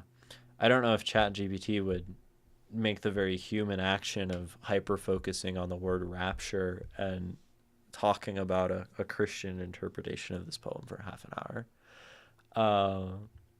Yeah, it can pick up on rhymes. It can pick up on like overarching meanings, right?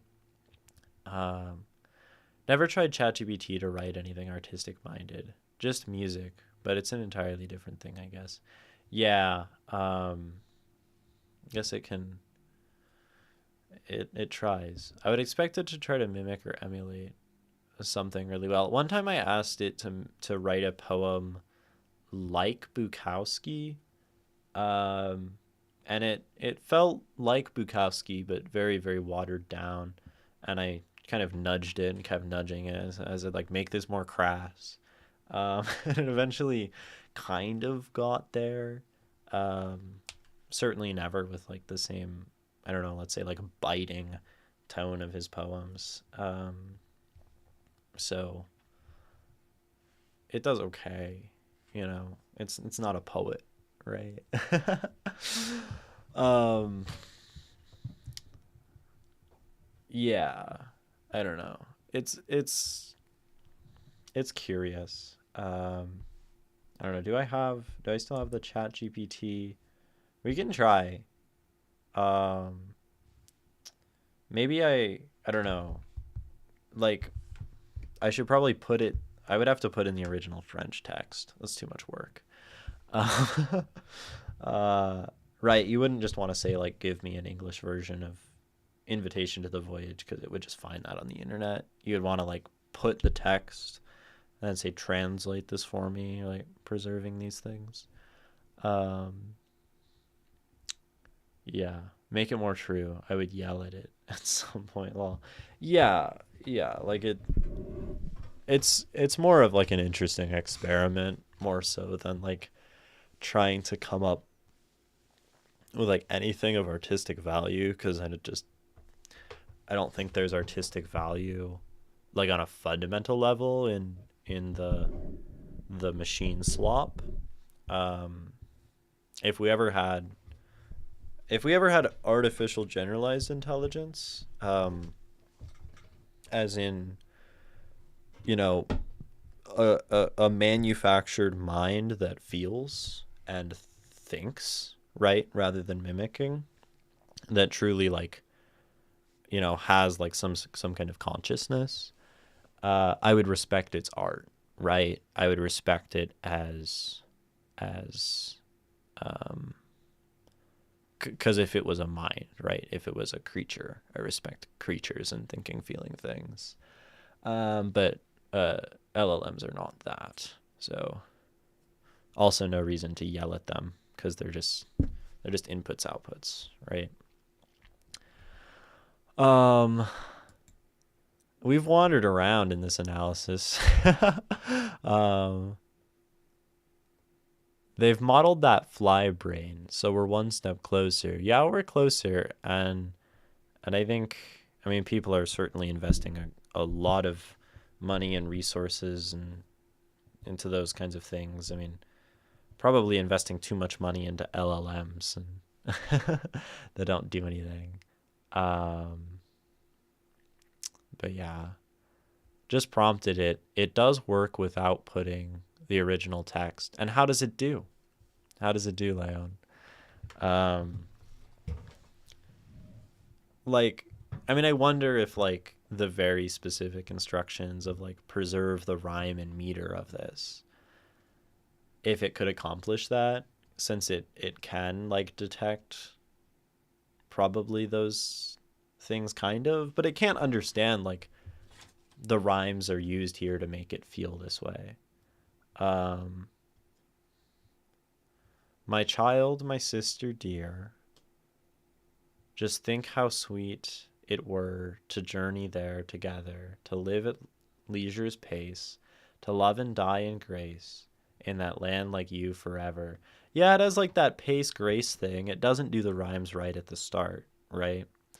Um, like the sister dear doesn't just think how sweet it were, right? And I don't think like just think how sweet it were really makes a great amount of sense with what we're working with. To journey there together. To live at leisure's pace, to love and die in grace. To love and die in grace is a pretty good way to put that, I think. But I don't know the French. It seems like it's good. Um, in that land like you forever. Interesting.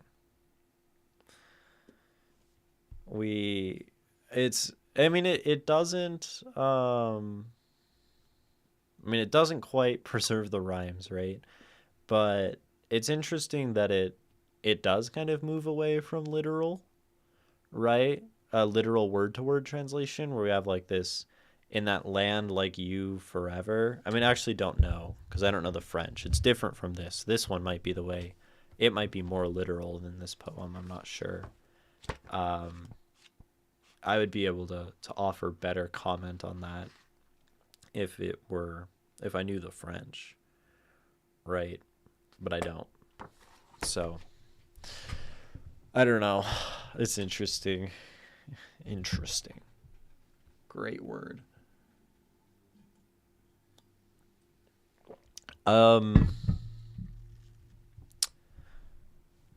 Well, this has been a very, very non-analysis today. I feel like I've just been like, we've yapped about a bunch of different things. I spent like a quarter of it doing analysis I realized I didn't like. It seems like a cool poem. I don't know. No, don't be sorry. I think that like the translation discussion is interesting. I think the translation discussion leads to a lot of really valuable questions to ask that are like challenging on the sort of like philosophy of art thing. And I think like translation is particularly interesting because it involves a sort of like ethical stance, where I talk a lot on stream about like respecting the work of others and like right, like with translation you're led to ask the question of like, what is the best way to do that, right? What is like, is there a wrong way? Is translation the preservation of art? Is it the transmission of art? Is it fundamentally the reinterpretation of art? Right? Like these are cool things to occupy the art-addled mind. We'll put it that way. They're not poetic analysis, right? It goes into the realm of, like I said, philosophy of art, which I think is like somewhat interesting. When we're talking about like engaging with other people's art, I think it reflects on like analysis, right? Because if this helps me understand how to respect art, then it probably helps me like read and analyze in a better way. But those are like really, really fundamentally difficult. Like I don't know if those questions have answers or if they're just answers that we have to ascribe on our own, right? Like I don't think we would ever have like I don't think this is a thing really. I think art kind of like is not very philosophizable, because philosophy concerns philosophia, the love of knowledge, right? Truth. Philosophy concerns knowing. and art, and more so even knowing in a sense that goes beyond the individual, and one's like sort of subjective views. And art is this fundamentally subjective action, where there isn't a truth, right? It's like a fundamentally separated, individuated truth where everyone has their own reading. And like philosophy is maybe looking for the things that, connect all of our human perspectives or whatever. I think the current state of how people are taught to translate, being one myself since that's part of what I did, is reinterpretation and reculturation happens during translations. Like, for instance, you assuming religion would have been correct in the sense that the text does have some subtext that works for it. Yeah. And I don't know, like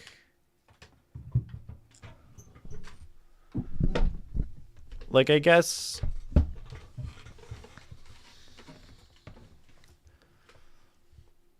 yeah, like it's inevitable, right? It's inevitable that we um change things. It like feels sort of wrong.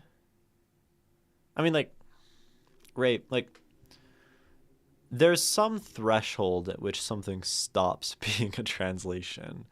Um, right, which I mean, like thresholds are maybe like useful sometimes, uh, although they're kind of philosophically misleading. But if I take invitation de au voyage, uh, by Charles Baudelaire, and I translate it into just two words, like ham sandwich, and this I claim is my translation of invitation au voyage. Um, I think most people would agree that like that is not a suitable translation, right? That somehow has crossed the threshold of, everything on this side is translation, and then everything over here is like failing to be a translation. But, you know, this threshold is very vague, particularly because we're talking about art, where I think some people like have a higher tolerance for artistic reinterpretation. Like if I reinterpreted this entire poem, keeping all of the same kind of descriptions, but instead of my child and my sister, we were like describing a ham sandwich, for example. Um, I think there are actually some people who might like tolerate that as like an artistic statement, um, as a translation, right? Where like the artistic reinterpretation of Baudelaire as the reverence toward a ham sandwich. Maybe there's some brilliant analysis there about food and material things and the consumption of uh, others and fantasy and love, or something. I don't know. Right. Some people would be like, okay, yeah, that maybe just makes it in. Um, and then some people would be like, no, that's fucking stupid, right? Because it's fucking stupid. Um, and and so like even this isn't helpful. Even this, because we're talking about art, we're never gonna get something, objective. Um, but there's the question of like, should you stop trying at that point, right? Should you just not care? Maybe that's fair. Like we just don't care, right? Like, and maybe care is like where this like respect thing comes in, where we don't want to like misrepresent people, um, and we don't care and revere the art, but we care about people, and I don't know, but then you have like artistic intent. It's all it's dumb. uh, these thoughts often go in circles. I mean, there's probably a way out of the circles if I actually put my head to it. Um, but I don't want to, I guess. Maybe that makes me inadequate as a modern thinker or something. That reminds me of the movie The Big Lebowski. In that movie, the main character is called the Dude because he's cool and nonchalant, right? In French, they decided to translate it to the Duke because it's phonetically closest, and they translated every single reference to it with some nobility puns. Right. And yeah, and I guess that's like the reinterpretation of this woman as a ham sandwich. Not necessarily a woman. I guess he says sister, so we could assume it's a woman. Right. Like we wanted, I mean, that's interesting, right? They chose like the phonetic thing over the meaning thing and then bent the rest of the meaning around the phonetics, right? Like we could, and it still probably like works. Um, it might be funnier. I don't know. um, I know there are like some very, very well loved anime translations, like ghost stories. Um, but the funny thing is, like, those are very beloved because they don't take themselves seriously. And you have, like, the voice actors just, like, making crass jokes that the children are saying, but it's, like, in English. Um, and, like, that makes that a more effective, like, that might even make the translation more effective than the original. Um, and so like sometimes departing makes the media better. uh like, do we think about translation as improving? Right, we don't need to think about translation as the preservation, transmission, reinterpretation of work. We can think about it as improving, right? You know what, Baudelaire did this in French, and I'm gonna put it in English, and I'm gonna do it better than him. That's a way we could think about translating. Um, I want to iterate upon it, right? You know what, Neruda? Like you didn't do love well enough in Spanish, so I'm gonna translate and make this bold claim that I can do better. Uh, and I mean, if we're making the claim as translators that we can do just as well, that we can do justice to a work, that we can even, in fact, reinterpret it, which, is maybe not even true, right? Maybe we don't even accomplish the reinterpretation of this poem. Um, it's already a bold claim. We might as well just say, we're going to try to make it better. Um, I'm not sure, right? It might help us not end up falling short and making the poem worse, right? It's such a blurry line no matter what we do when we're trying to translate work that I actually really like that framing. I really like this framing of translation. I'm going to take something in that language and I'm going to put it in my language and do it better. Um, Maybe that starts to like make bells of alarm sound for people who care about respecting the art and this like sort of holiness of art. Like a lot of people revere art, right? um really revere it and say like, oh, the work is holy, we have to like respect that person's work.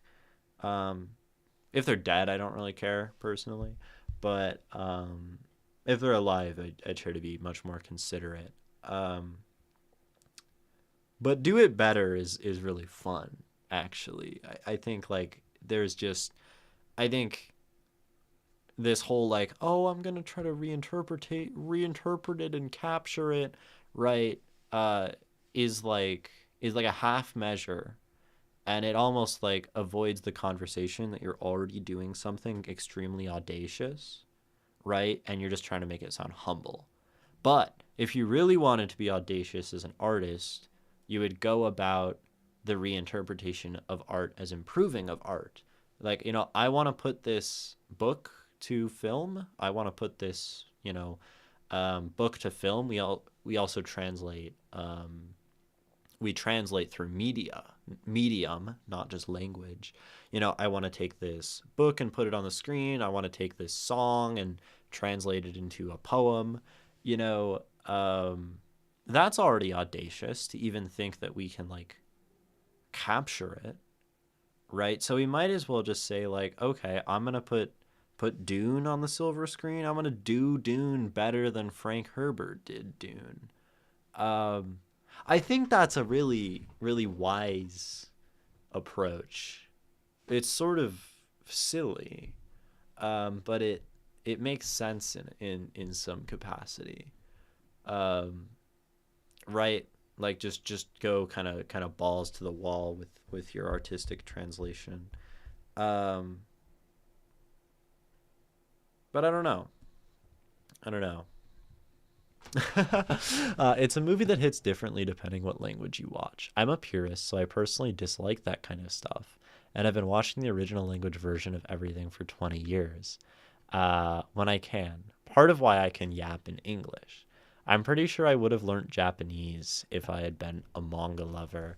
Yeah, and I think, right, if you're looking for the artist's statement, if you're looking for like Baudelaire's truth and whether Baudelaire is evoking some queer resistance or some religious subversion or some whatever, um, you probably shouldn't be reading translations of Baudelaire because no matter what, you're getting like your interpretation of someone else's interpretation of something which is someone's interpretation of the world, right?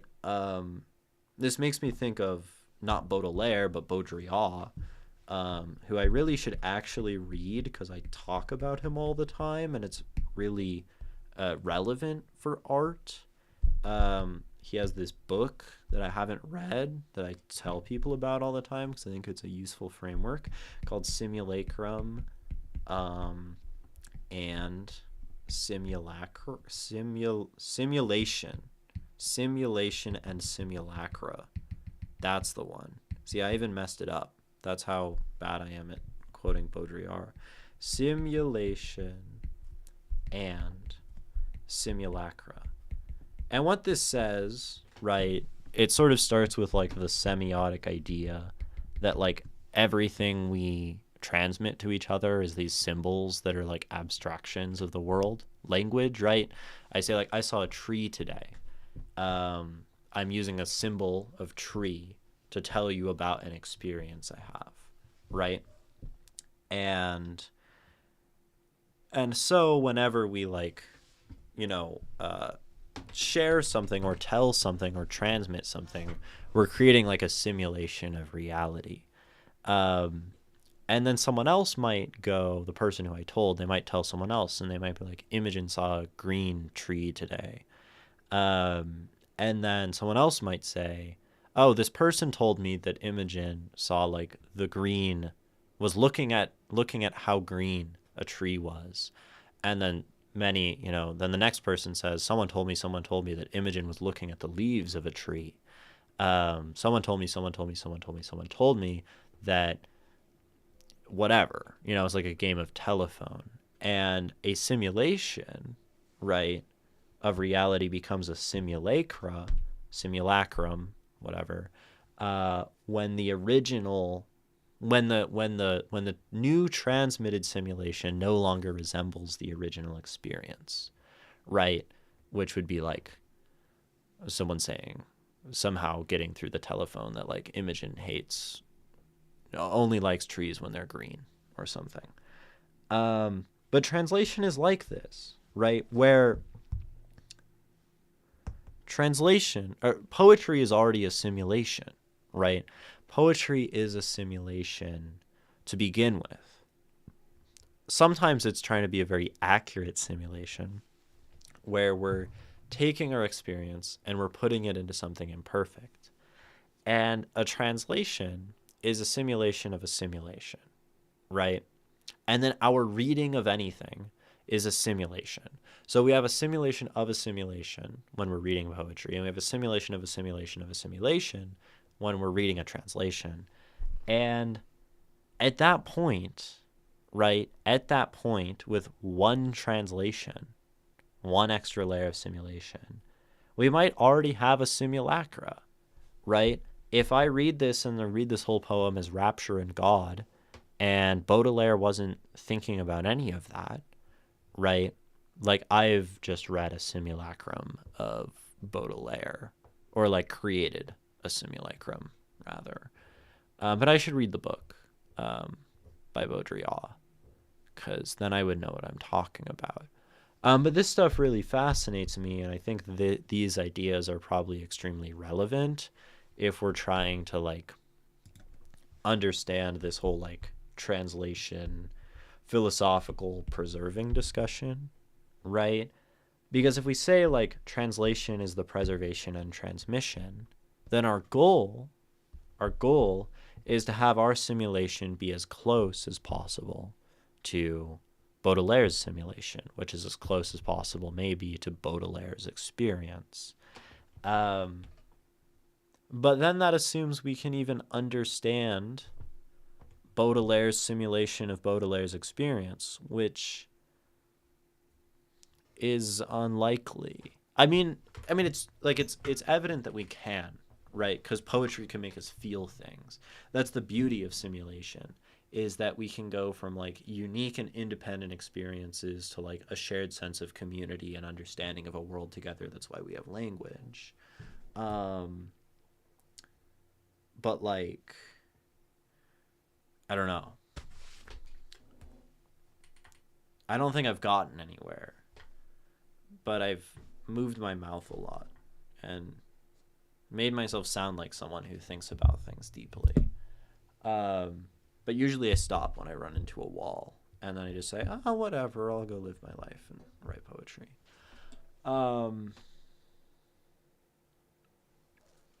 I mean, it would be pretty ambitious to try to come to any conclusions about this stuff within like the span of one Twitch stream.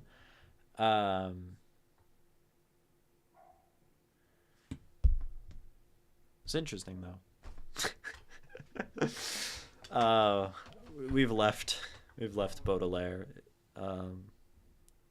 It's like the meme with the people, and there's like the guy here, and then there's like the two people, and like the girl has left the guy for the other guy, and then this one is like Baudelaire, and then this one is me with Baudrillard, our two French, Baud names. Yeah, that's what happened on this Twitch stream.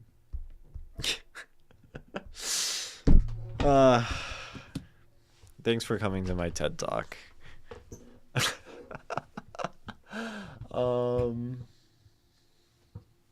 Yeah, the train has left the rails, and we're not re-railing. But these are my thoughts on Invitation to the Voyage. My meandering yapping. Maybe, I mean, maybe this is a testament to my deep fundamental aversion to discussions of love. Where as soon as this became a discussion of Baudelaire loving someone deeply and describing them as, this beautiful, bountiful land, I started talking about philosophy. Once the religious thing was gone, I lost interest. I don't know if that's actually the case. I'm sort of constructing narratives that y'all could construct to write hit pieces on me about how I'm the poet who hates love or something. Just a note, though, I think this is actually one of the most dark poems ever. It's just hidden in plain sight. Oh, that's curious. Um,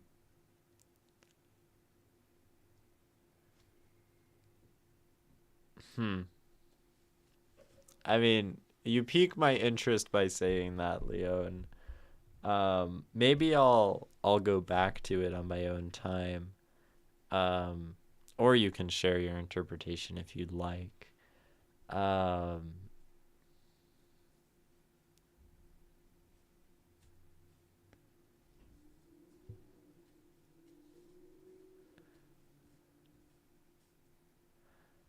I mean, there's like something inherently dark maybe about like the the satisfaction of desire and like all things being fulfilled and like maybe the thought that love might fulfill someone within life cuz I mean, I don't believe that romantic love has this capacity to like fulfill all. Um I can sum it up, but it would take too long to say everything about it. I think this is a suicide letter. Wow. Okay. That's fascinating. That sounds like some I have a question. I have a question, Leon. And that is whether the English one, the English version, um, makes it easier or harder to come to that interpretation. I would be curious. I was here when you read My Love Poem. I don't think you hate love. Yeah, I don't hate love. I sort of, um, I'm definitely being uh, a bit dramatic, right? But I'm a poet, so I guess that's fair. Um, yeah, I mean, like Voyage, we have this like going somewhere else, like death kind of um implication, right? Um, I think that might have been the intent with the translator when he used the religious word to point us toward the idea of finality, loving till death. World falls asleep in a warm glow of light. Canals, vessels sleeping, mood adventurous. Last stanza talks about a room of wood, like a coffin, comfy and proper. The middle stanza, right? Furniture polished by the years, ornament our bedroom, flowers, fragrance, ornate ceilings and mirrors. Could be like funereal.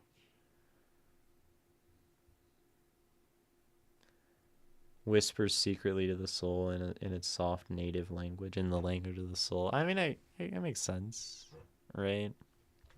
Um, I could see it. Setting suns, right?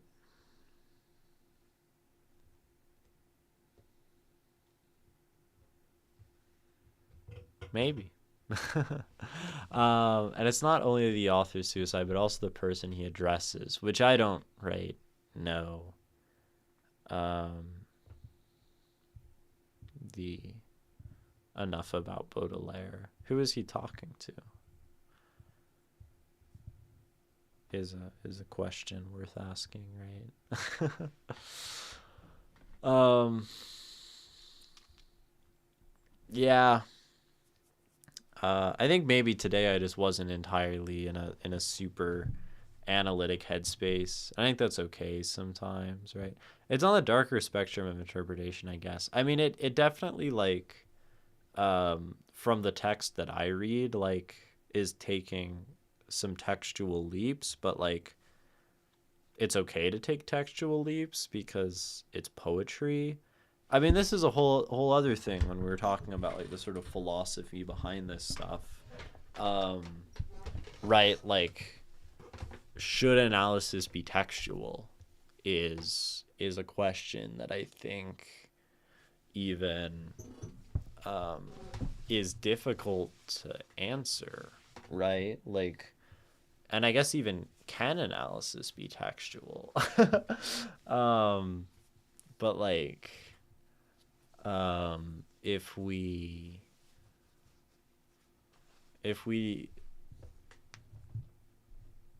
you know, like, and I think analysis can be anything, right? We can take analysis in like whatever direction we want as readers and writers, and that's kind of the beauty of it.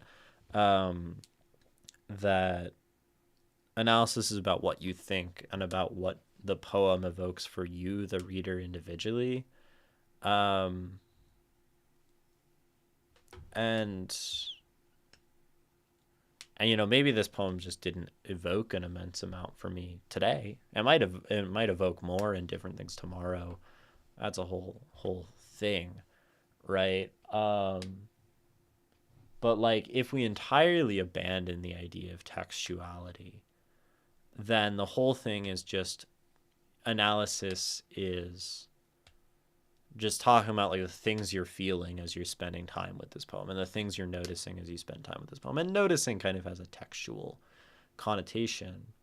But then when we're like referring earlier to the translation of Invitation to a Voyage as ham sandwich, rather than being disrespectful to the poem or to the poet, right? Then ham sandwich has interpretively and translationally failed because it isn't honest, right? And maybe in analysis we just look for an honest, introspective look at ourselves, that the poem prompts, right?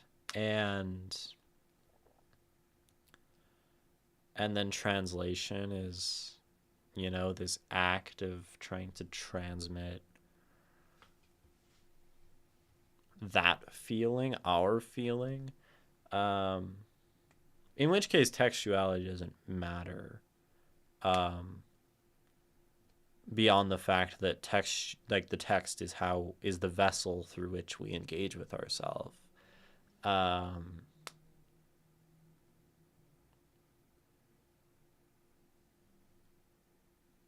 And then like the artist intent doesn't matter, the what, like none of it. I kind of like that. I'm kind of partial to that, right? Analysis is the recounting, because analysis also kind of has to be shared. I don't think analysis in your head is analysis. Man,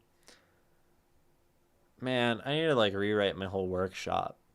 I like I my understanding of like what art is and what analysis is and like what the point of doing anything poetry related is, kind of gets more and more refined every day, and maybe also just is spiraling off into absurdity where like art doesn't exist or something, or not that art doesn't exist, but like art is not wholly, art is just like symbols on a page. Art is just like scrawl from the past. It's interesting that like art, so poetry, written poetry, written poetry is always art of the past. Spoken poetry is usually written before, so it's not present either. Music is present. Is music present? Improvisation is present. Like modern, like any kind of like modern art where like things are actively happening and changing is maybe like art of the present. Maybe the present. I'm going off into thought, but like I think written poetry is fundamentally looking into the past. I think that's interesting. And the past is dead or something. So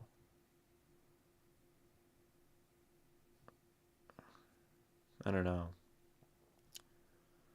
I think art, from the definition people usually give to it, is the human work of suggesting emotions in other humans by way of producing something physical, like paint or music or text or dance or pictures. Pretty wide definition. Yeah, I mean, like, suggesting emotion in other humans by way of producing. I like that. That's a very practical definition. I think some people will tell you that art is like prayer. And I don't think their definition is any more wrong or right than yours. Um, Maybe this is very postmodern of me. Like definitions don't matter or something. I I don't know enough. I don't know anything. I can't know anything. Oh, thank you, Socrates. I'm liberated from the weight of knowledge and philosophy. I don't have to know. I can't know. It's not helpful. That's like Socratic nihilism or something. I should read more. I think streaming could be art. Streaming is performance art. I've had the thought of like using stream as a vessel for maybe I'm just having this thought now. Maybe I've sort of had it. But I think stream could be a really interesting vessel for like long-term overarching performance art that like somehow takes place over like weeks and weeks and months, and like the idea of like crafting a stream into and like sort of hiding art itself within like what would otherwise be a sort of like innocuous stream, um like, or that somehow a stream that just seems like a stream uh somehow becomes, over like the span of many, some like great act of performance art. um I don't exactly know how one would do that, but I think that's a compelling idea. um Layers of art. I think your wall is art. It has composition. Yeah, my wall is definitely a living kind of piece of art. I like living art. I'm a really big fan of living art always, and I think that's what I was thinking in some capacity when I was thinking of poetry as something in the past. Is it's like static and it's stale, um, and that's not very exciting to me. Um, like compared to other forms of art, and I don't know why I like read so much poetry, um and like do poetry.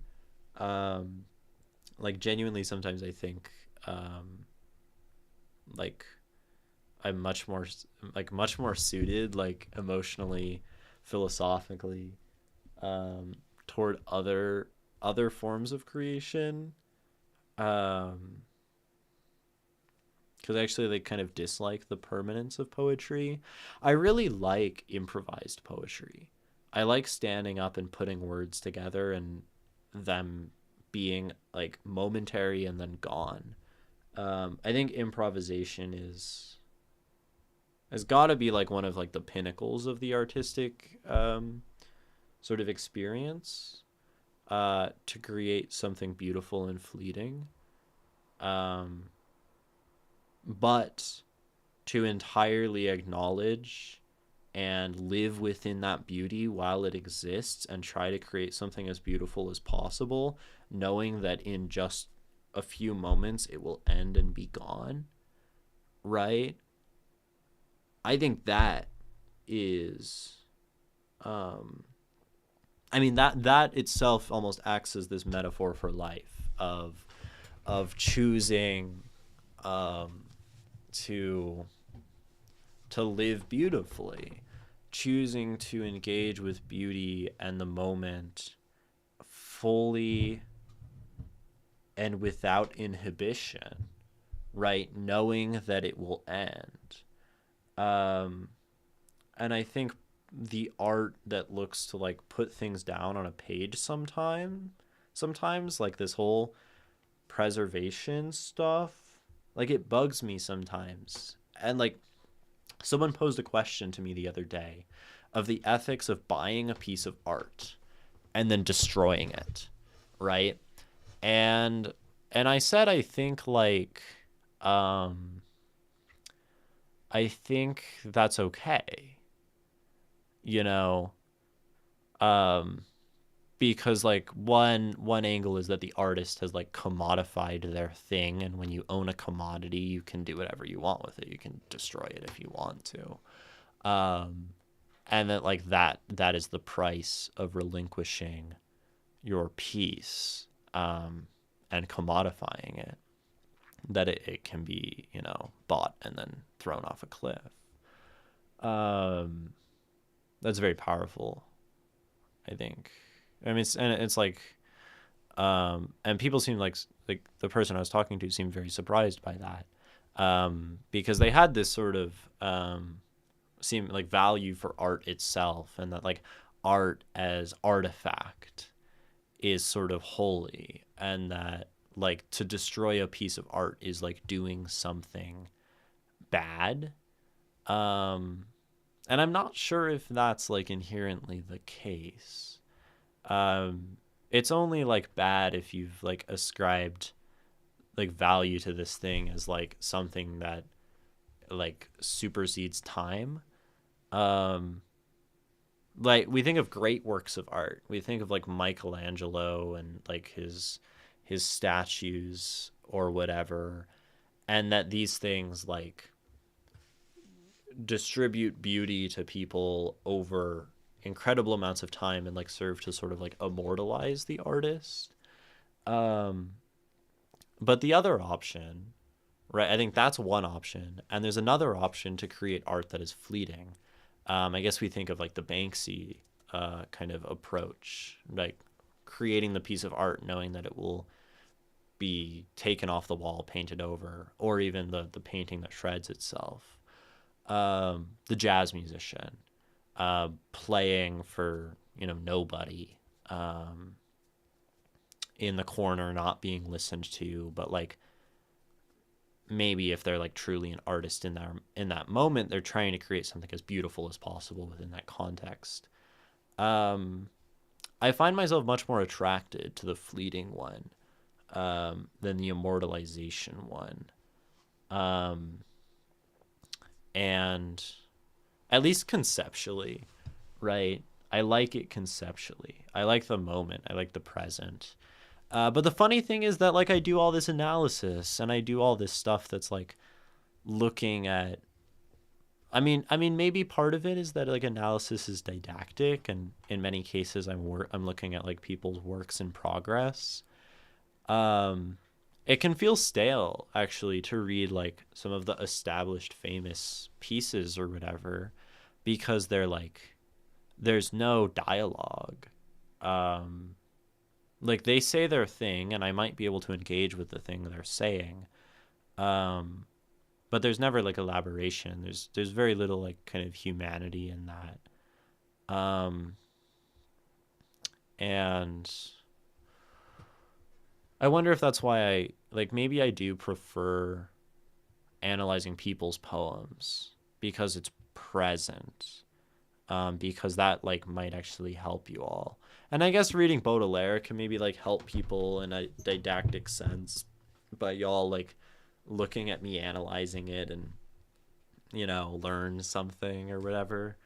But it's less personal, right? When I read somebody's poem on stream, I'm reading like somebody's poem who's like there, and that has more social sort of community value, meaning, implication behind it.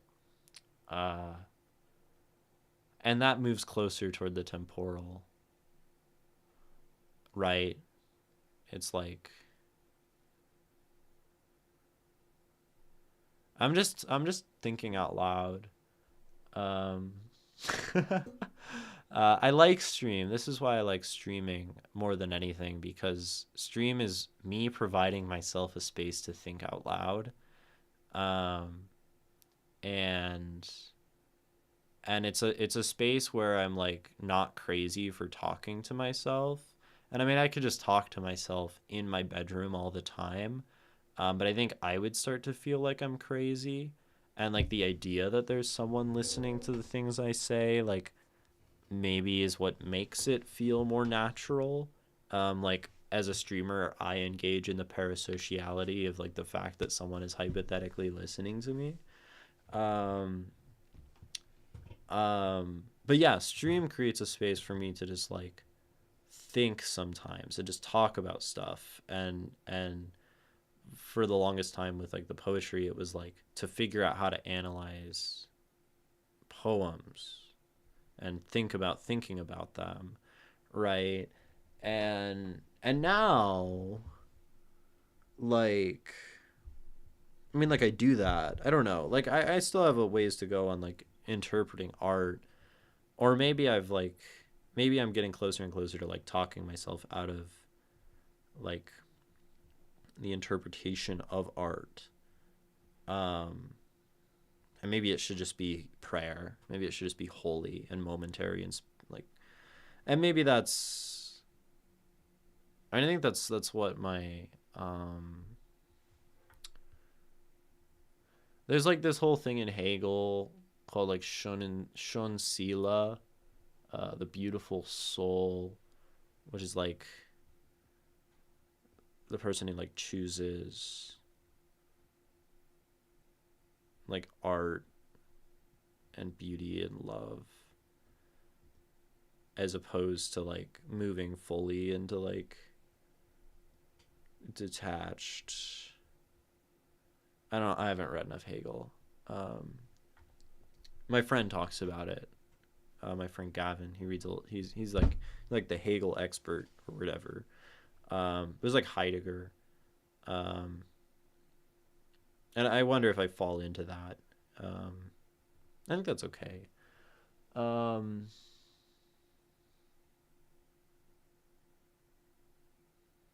yeah, I don't know. I mean, there's this question as humans of whether we pursue permanence or whether we like relinquish and accept the impermanence of things. And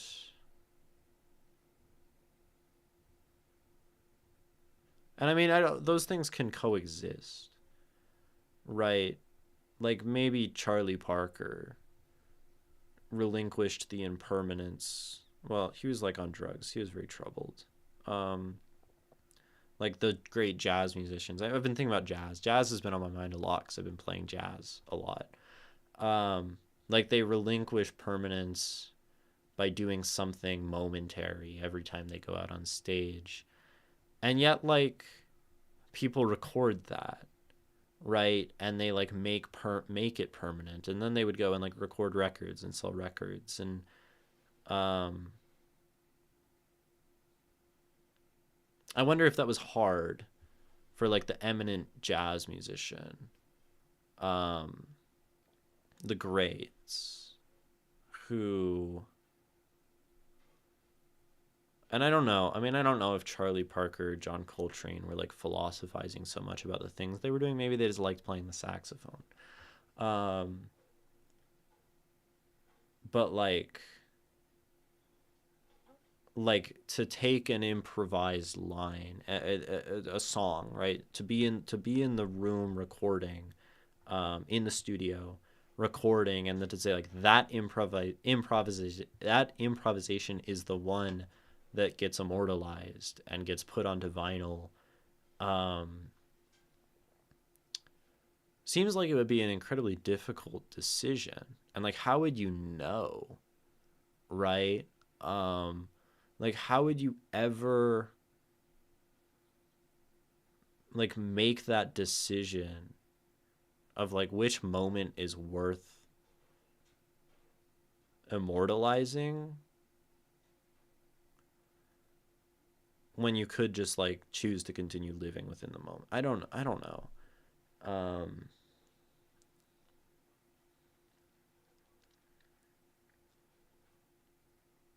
I don't know. Maybe I should work on my freestyle poetry. Maybe I should get back into practicing freestyle rap. That is something I was doing, but it's very hard. um, I've never liked editing. I've never liked the tinkering. I've never I like the intuitive. Like maybe I should lean into that, right? Like for a long time I played classical music. I played classical saxophone.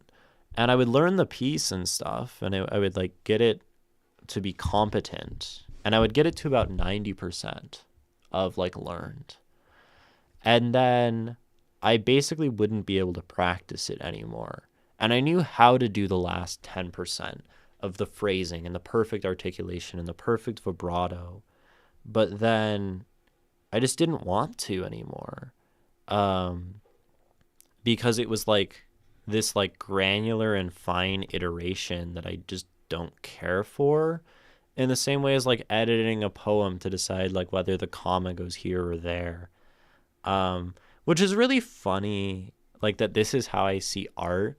And then when I analyze art, I do this thing where I assume intentionality and I go like the periods and the commas are intentional, right? Everything is like this choice from the poet.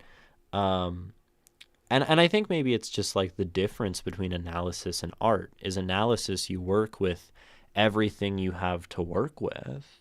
And art, you just create. And I don't think these are compatible. Like, I don't think they're very compatible actions at all. Perfection is torture. I mean, yeah, like perfection. There's this song by Jeff Rosenstock, a punk musician, a folk punk artist. And I forget the name exactly of the song. I think it's called Perfect Sound Whatever. Is the song. And it's it's a song against the pursuit of perfection in music in this case, right? Perfect Sound Whatever. Yeah. Do they have the lyrics? When I'm aching for their respect, I won't abandon anything. When I'm shaken awake by regrets, I'll just try to get back to sleep. Perfect always takes so long because it doesn't exist, right? Perfect always takes so long because it doesn't exist. We can just...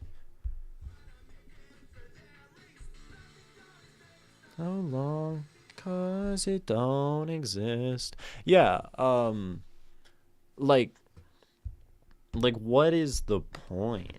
I don't know, of like iterating. And I guess perfection is what we try to immortalize, right? Perfection, God, immortal, art, holy, right? These words are all together in that.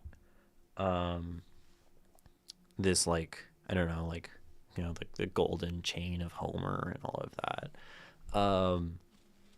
Right. And even Socrates and Diotima in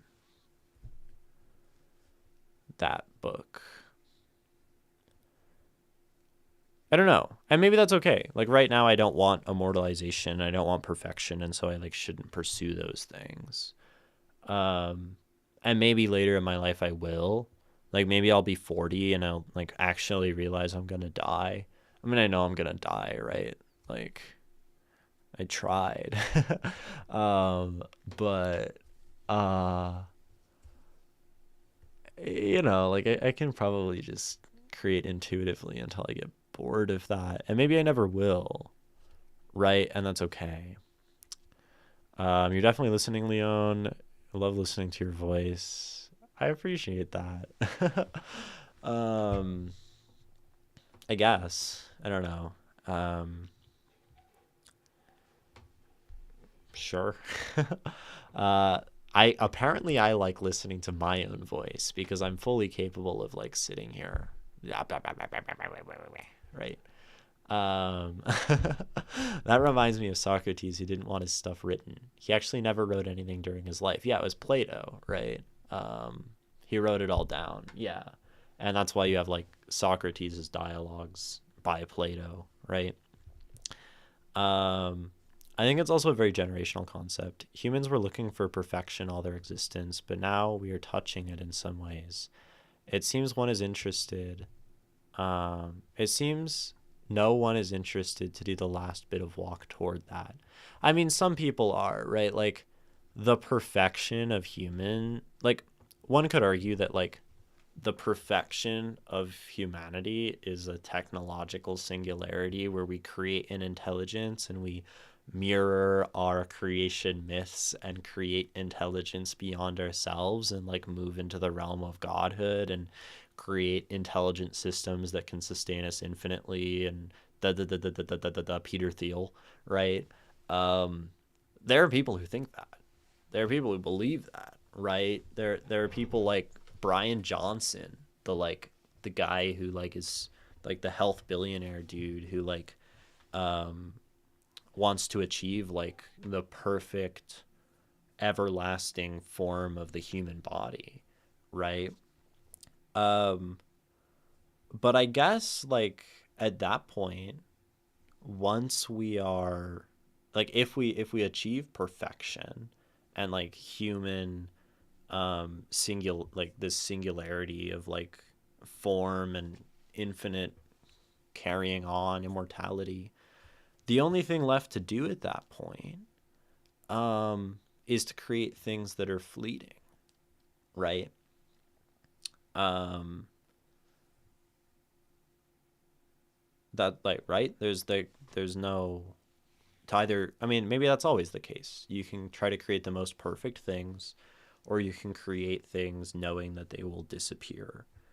Um, and act knowing that you'll lose. Um, and these are very similar outcomes. Um, they can probably look the same. Um,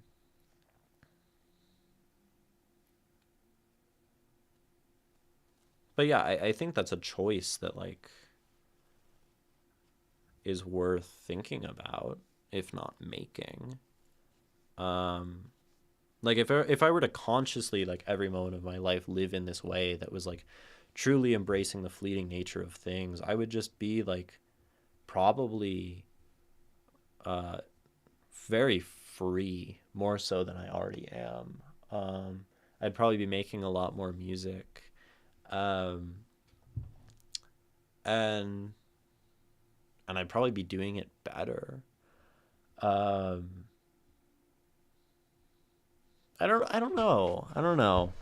Um I'm only 22.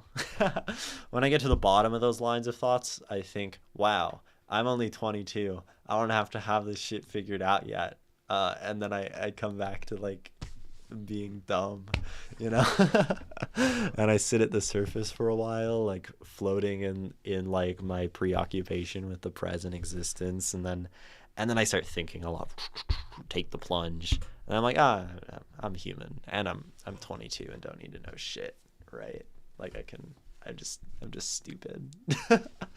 um, I mean that's the cycle. That's the like Socrates, right? To like think and then to like unknow, or the Tao to like cling and then relinquish, right? Like that's it. That's the Tao is pretty dope. This is the best book ever written, probably. At least that I've read. Good book. But then not dying is the worst thing human can do. What's the point of living if you don't die in the end? Well, at that point you create things that are fleeting, right? You play games. You create unnecessary challenges. Um, because like survival is assumed, and you just like go on like enjoying, right? Like when there's nothing fleeting about your existence, you create fleeting things. Um, and I don't know, like maybe in my life, right? Like I could consciously make the choice um, to assume that during my lifetime, humanity will achieve the way to like become immortal. This is like a presumption I could reasonably live under as a 22-year-old in 2026. I think it's like possible, right? I don't know. I don't know enough, but it's possible. People talking about it. Um, and then I could just like live in such a way, assuming that I'll live forever. I mean, the reality of that probably is that like the select few and the wealthy will get to like live forever, and then like the rest will be like subjected into like perennially um, sort of downtrodden peasant class or something. I don't know. Um, at least if capitalism keeps doing its thing. I mean, maybe we'll have some like overturn of society into some, a communal techno utopia. Um, Maybe this is just me being delusional and being on the internet too much. But like, let's say I take that assumption, and so I just go create art because I'm like privileged and white and like can do that. Um, I mean, that sounds pretty shitty, actually. Like, I should help people, right? But that makes sense maybe within the fleeting framework, is like, if I am fleeting, then other people are fleeting. Um, and so I like should help them with their fleeting existences, maybe, because I can give them a moment of fleeting joy, which is maybe even greater than giving oneself fleeting joy. And maybe art accomplishes that too in some capacity. Um, Maybe art doesn't accomplish anything, and I should just be helping people. Um, and then like maybe educating people on art is helping people. Um, I think generally like what I talk about on stream when I'm doing poetry and reading people's stuff is like good, and I'm like helping people with their art. It feels a little like out of touch sometimes when like people don't have food in the world, right? Like, should I be like dedicating all that energy to like studying how to help shit? Like, I don't know, or toward like the advancement of, I don't know, like a like my utopian vision of a you know abundant society, maybe. I don't know. Like I'm just 22, man. So fucking. I'm a mess. You see, I'm a mess. This is what happens when you try to end your life at 19 and don't know what to do with it and have very little responsibility and like live with your parents and whatever, right? I think about this a lot. The fact that I'm like, I'm just sort of like freeloading on life and have no responsibilities and can just create art, and that's like an incredibly disgustingly sort of privileged position to be in, um, right? Like, um, and like I like, do I owe? I mean, owe is like an annoying word. Owe, right? Like, do I leverage that in ways? Do I leverage that to help people? Do I leverage that to spend as much of my time giving to my immediate community as possible to uplift others, since I can just do that? Um, do I test the waters of the generosity of my parents and see how little I can be doing, um, and still have them, like support me financially? I don't know, like, um, I think you're smart in asking yourself very important questions. Yeah, maybe. I don't know. I like maybe like for my own good, like too smart for my own good. Um, because I like sometimes it keeps me from acting, where I just sit and I think about these things, and so I don't do anything. Um, and that's disturbing. Because action is all we have, probably. Um, but like thought informs action. The circles. Um, um, right. Thought informs action. Action allows for new things. Forms thoughts. Actions. Thoughts. Actions. Relinquishing and right. Action is like the act of. I don't know. I don't know if acting is relinquishing or thinking is relinquishing, or if they both contain aspects of grasping and letting go. I frame a lot of this within some like the Eastern stuff that I've read, and just I like those words a lot. Relinquish is a great word. It's been one of my favorite words lately, actually. Relinquish. Big fan of that one. Relinquish.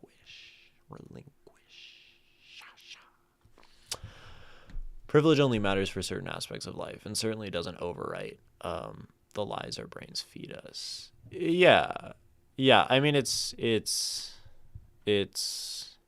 like I definitely, I don't know. Like I could be doing worse things with it.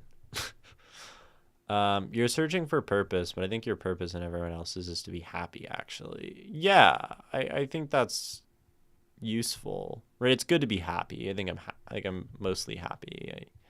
I circle around happiness most of the time. Um, yeah, I mean, I'm not like existentially happy, right? That's a pretty tough one. I think I'd be existentially happy if I could like play jazz music forever in like an abundant communist utopia. Um, like that'd probably be better than this world. See, the issue is like this world isn't utopian, and this world has people who are dying, and that makes me sad, right? And if people weren't dying, I would be happier because there would be less people dying to make me sad. Um, and I mean that's reason enough to go do good things, right? To so people aren't dying, so I can be better. And then it even makes their life better, which is a plus, right? When the world sucks, my life is worse. When my life is worse, everyone else's life is worse by the same sort of empathetic principle. Um, if I get happier, right, I can do more in others' lives, and that's good for them. And then they can be happier, right? It like empathy is like an up spiral, and like compassion is an up spiral. But there are people who are actively doing evil in the world, and that's terrifying. Um, and I don't know. And then I wonder like if it's such a bad thing to like take radical actions against evil people. Um, but then like there are like systemic evils though, right? Like a radical action isn't like an organized dismantling of the systemic problems that are down spiraling our society into like a capitalist hellscape, right? Like you would need like outright not reform but like overthrow of like global systems. Um and like there is not any amount of like community, global community and like systems to be able to do that, right? Because like duh. Um, and then it comes back to art and like expressing oneself because you would want to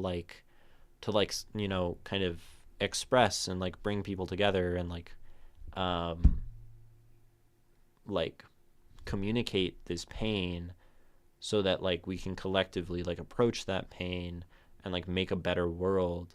Like we often have artists as the sort of like mouthpieces of revolution, and artists as the people who like instigate change and are the catalysts for progress. Um, and and like it'd be cool to be that, right? Because that can create rippling effects of progress where like the artist can help because the artist is maybe someone who is adept at controlling narratives, right? And engaging with narratives. Um, but like also the ways in which we consume art are fundamentally poisoned. by, again, capitalist systems and like TikTok and shit, where like you can't even like consume art anymore because like you go on TikTok and you scroll and it like shuts off your brain and you like become a little like you know, drooling like addict. um and like that's not helpful, right? Like to go on TikTok and make art that's trying to like, I don't know, inspire change is like so sort of futile. So then you have to do it in like immediate community, but then that feels futile because it's immediate. And like you're under the thumb of these giant like global forces and systems. So then you like build local community and connect local communities to make like super local community, and then you grow, and then you like gain some amount of like probably like ability and leverage to like change the world around you and like control that narrative or something. And then you create these communities, you connect community, and then like you take on these big powers because you have like this organization of population. But we are so fundamentally isolated, especially my generation, and I hate the fundamental isolation that I'm like subject to because like I hang out with my friends and they're like on TikTok. I hate TikTok. Can't tell.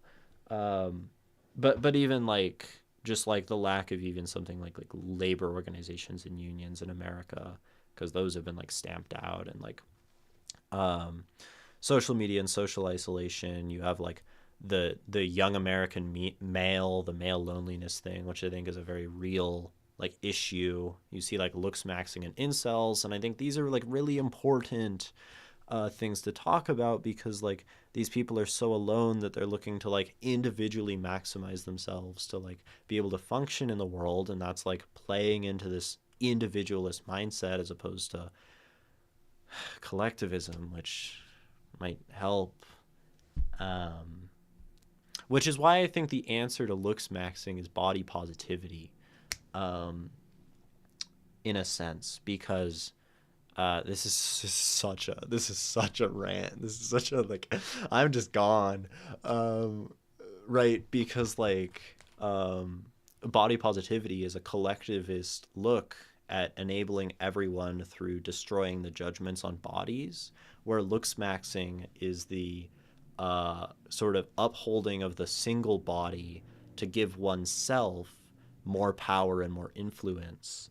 Um, and fundamentally is competitive because there can only be one person at the top, right? It's always going to be like a capitalistic system basically, um, where something like body positivity at its full extent, where no bodies are judged based on shape, skin color, uh, uh, you know, we'll say like disability, right? When when you achieve like the singularity of body positivity, you actually achieve the goal of looks maxing, but the goal is achieved for everyone, where um, nobody is judged for, well, where you personally are not judged for your body, right? And you are not put at advantage or disadvantage. The issue is that the looks maxers want advantage, not just not disadvantage, because we want more, more, more, more, more. First time encounter with the word looks maxing. That's basically an online, or it's like a movement that exists primarily. I mean, it's like it like emerges from like kind of like the manosphere, like 4chan, kind of like chronically online male internet spaces.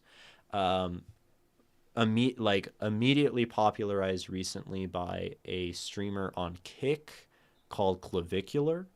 Um, and it's basically the goal of using uh, like arguably scientific principles to maximize your appearance, because it is true, right? They've looked at something true that certain people are prejudiced against, right? Receive like prejudice for looking less good, right?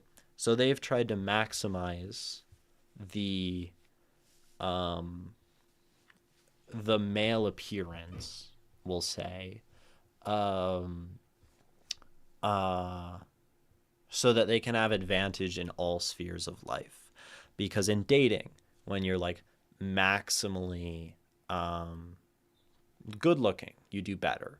In work environments, you do better by looking good. And like these things are like generally true.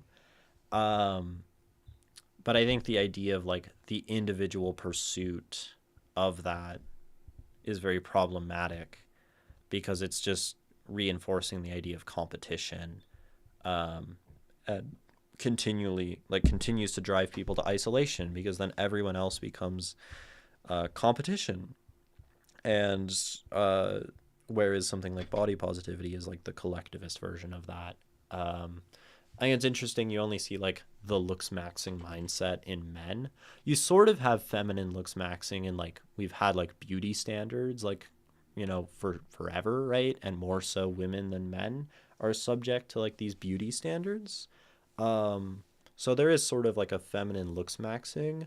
But I think for women the difference is that looks maxing is to do with like social survival, and for men looks maxing is to do with social advantage, probably is the distinction, um, which is slightly different. I think that's the distinction. I was thinking about that the other day and trying to decide like what is distinct about these two things, and why does masculine looks maxing feel different from feminine looks maxing as in makeup. And I think it's that men are fundamentally already advantaged, and women do the makeup thing for, I mean, but like arguably it's social survival for men, right? Um, so I don't think that's a great framing. I don't think that's ignore that. I think that's an incomplete thought. And I wouldn't want you to go say that to someone else, because that's just not true. That requires like a closer look, like why is, and like what, and I mean maybe it's that both of those are bad. Both of those, like we've acknowledged that feminine beauty standards are bad, and that either way, it's an individualist thing that's like competitively trying to uplift your own appearance. Uh, where in a more ideal world we would um, sort of have a collectivist thing like body positivity, maybe. I don't know. I think that's maybe the proper framing there. I'm taking this off because it's sliding. Um, yeah. Um, the biohacking they do is crazy. Yeah, I mean, like they do some batshit things. I mean, some of it is like often for, uh, we'll say like, I mean, I don't know. Like Clavicular was meth maxing, right? He was taking meth for a time so he could lose weight as quickly as possible. Um, I don't know how much of that was done for like social clout and like clicks, or if that was like how much of that was like the looks maxing pursuit. I'm unsure. Um, uh, okay, I would tend to actually do the exact opposite in the sense that I actually think that there is value in looking like someone you wouldn't expect of being capable of things. Yeah, I mean, like, there's this advantage to flying under the radar. Um, but I think it's about, like, part of it, I think, is influenced by, like, American capitalism and, like, hyper competitive, like, work and social environments. And, like, um, also just, like, these narratives spun within, like, incel communities that, like, you have to fundamentally like compete and like mog people, uh be more man than others to like uh, win women, right? It goes back to like a, like you say, Nikki, extreme views on gender. There are a lot of underlying problems, like that women can be won, right? Yeah, it's very red pilled. Well, it's sort of black pilled. I think that's uh, more more of the pill at that point, right? The black pill is the incel pill. Red pill is just kind of um, intro to black pilled. Um, Yeah. I like people expecting dumbness of me from the way I look or appear to people. What better way to gain advantage when you actually show people are wrong? Yeah. Yeah, I think our generation lacks nuance. Um and we were like trained on like first impressions and like internet clicks and like having to be immediately maximal from the outset. And that's like part of the problem. Is there's no thought of like any sort of temporality to life. Possibly, I'm not sure. At work, I used to behave like I don't work or even do things and move around talking to people, acting chill. So people used to believe I didn't do things. And of course, I wasn't doing nothing. Yeah, I mean, to be underestimated, like, puts you in a sort of position of power in that way, right? And that's an interesting approach for sure. I'd rather just like be me, probably. Many of them think that the more manly they become, the more they are owed the female gaze. Yeah, yeah. Um, I think that's probably true. Same thing, never cared for that one day in my life, acting manly or conforming to any social norm. Yeah. Um, Obviously, I'm not concerned about those things. I mean, I was sort of deeply concerned with queer social norms and like passing and binary gender for a time, and that was very harmful to me. I was actually probably most concerned with social norms when I was most strongly identifying with transness, which is why now I sort of move away from really strongly saying that I'm a trans person, even though like definitionally I probably am. Um, but like, uh, because I think there are lots of ways to fall into that trap of falling into a certain group's social norm, and in group out group kind of mentalities and stuff. Dangerous. There's traps everywhere. Um, I'll let the double meaning just kind of stand. Um, I can say that. I meant it in the like the trap um, of of social pitfalls and norms and that kind of thing. That that was what I was thinking, and I realized that that could be otherwise interpreted within the context of that conversation, and probably in not a good way. But um, guess we'll whatever. I'm just gonna stop. Yeah. Well, that was quite the yap. Glad I got that out of my system. Uh, didn't know I had so many thoughts floating around in my head. But I guess when you just sort of like stream of consciousness for like an hour, that's probably only half an hour of me really like getting into it. Um, it's always like a good like emptying, you know. Um, I mean, arguably, like, I don't know, like talking isn't really emptying. Um, but I feel like okay, I've like run myself out of thoughts and breath. Um, and I rarely do that, so that's nice. I'm not sure that's entirely like a good thing to be doing on the regular. Just like yapping the heart out. I think quiet is probably like listening way better than talking. I talk way more than I listen, and it's like a problem. Uh, I think freedom of everything and anything as a fundamental way of life is the core value of what I did in life. Freedom is the only way to happiness, at least for me. Yeah, freedom. Freedom's a good. I mean, like freedom is great. Um, it's also hard to talk about freedom as a word, cause it's just like it's such a loaded connoted word. Um, and it's like a word that's like lost a lot of meaning because people just, especially in my country, throw freedom around. Uh, like, I don't know, like rounds out of an automatic weapon. I don't know. Um, um, yeah, freedom, freedom, freedom, freedom all the time, and it just like dilutes the word. But I think like freedom on terms of like what it actually means and fundamentally is a pretty useful thing. Yeah, Trump's version of freedom is right, like colonizing. So bombing war. These aren't a freedom that you have to defend is not freedom.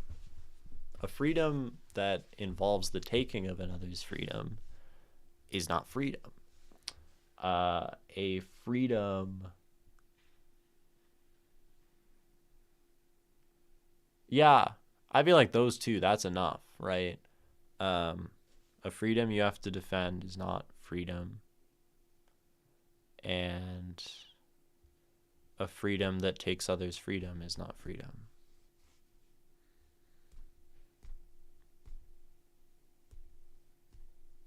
That's a good. Maybe those require more nuanced thought. Maybe those are lies.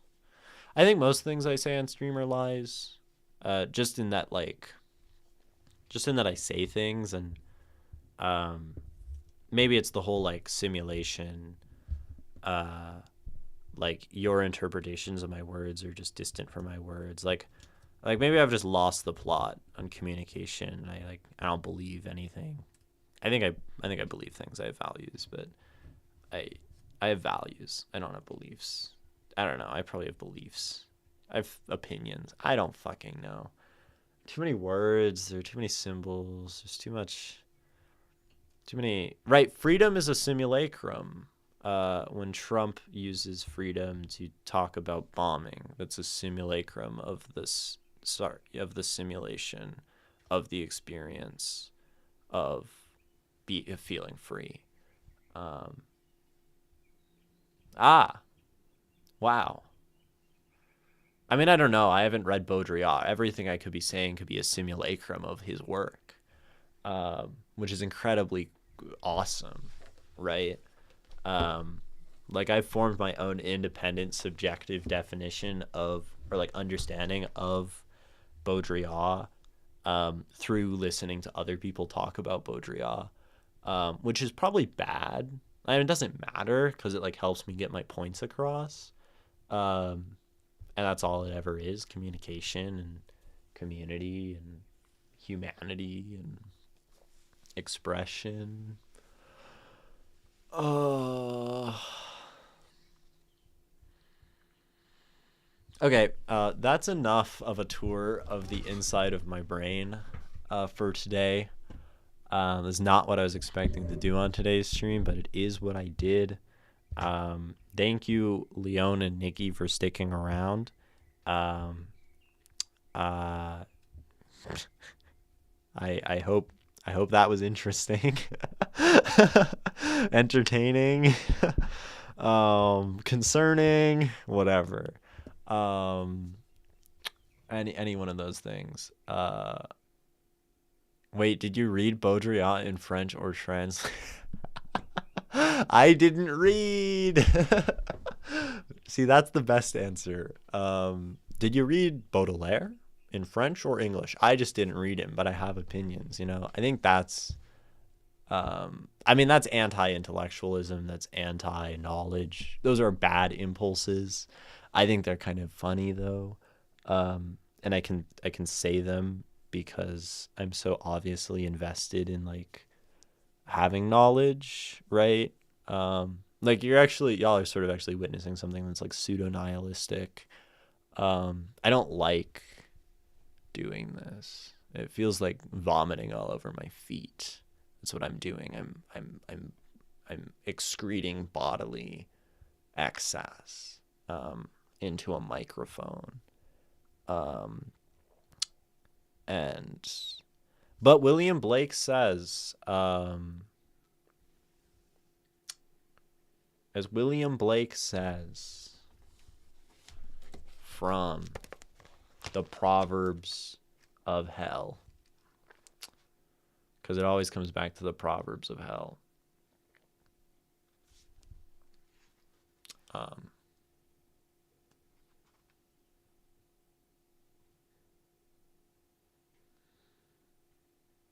Where is it?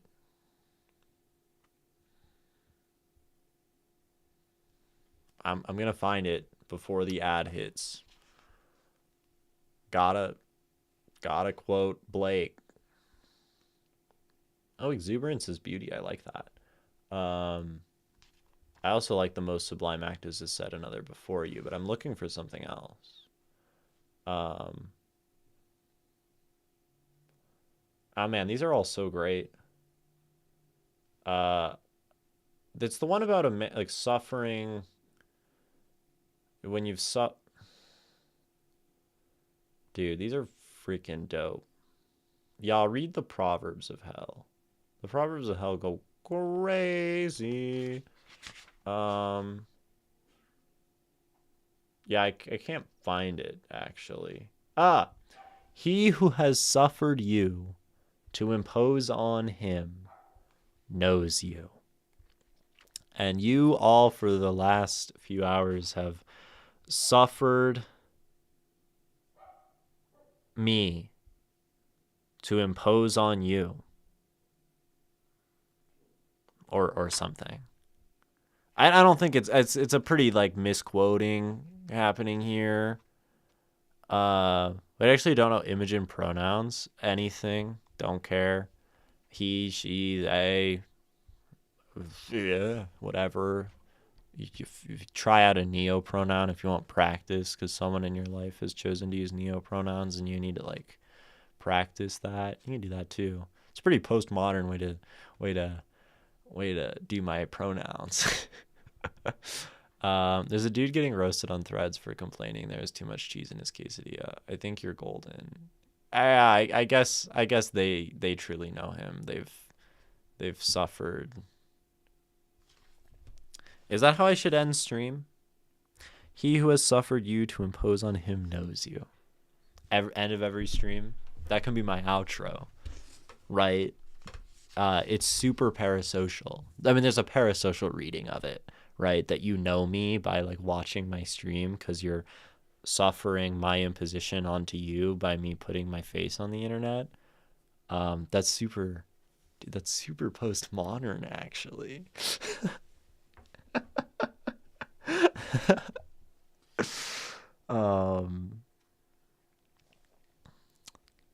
Yeah, maybe. I could just quote William Blake at the end of all my streams. It could just be selections from the Proverbs, right? I could be like, the most sublime act is to set another before you. Bam, end stream. Boom, bam, boom, end, over, turn, right? You know, it'd be like a mic drop, like a bar. This is just quoting someone else. That's boring. Maybe I should make up a proverb at the end of every stream. Felt like a hard stream. I'm sorry if I disrupted things or started to talk stuff. I should be listed. No. I think I went rock climbing this morning and didn't eat enough. And that makes me less focused because my mind is not properly fueled. And I figured I would just put off the eating until after stream and I kind of had a snack. But it would be silly to work out and not have my protein and my vitamin kind of stuff, you know, in my smoothie. And that made me super non-focused, which, you know, it's not a big deal, right? Like it's only like a bad stream or a hard stream if I call it that.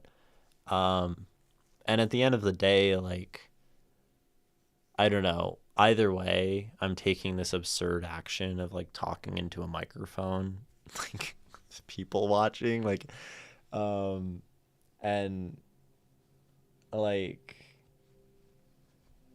obviously, if I care about like, if I frame this stream with like, it depends on how I frame it. If I frame this stream within growing the channel, there's probably lots of people who came in and started watching. I mean, I kind of watched the number go up and down, who were like, oh, this person's weird as fuck. They're not talking about poetry. I'm never clicking on this channel again. You know, like, it's not good for growth. So sure, it's a hard stream in that way, but like, if I don't frame it that way, I talked, I yapped, I did my word vomit, have to do it every so often, and you know, that's okay, right?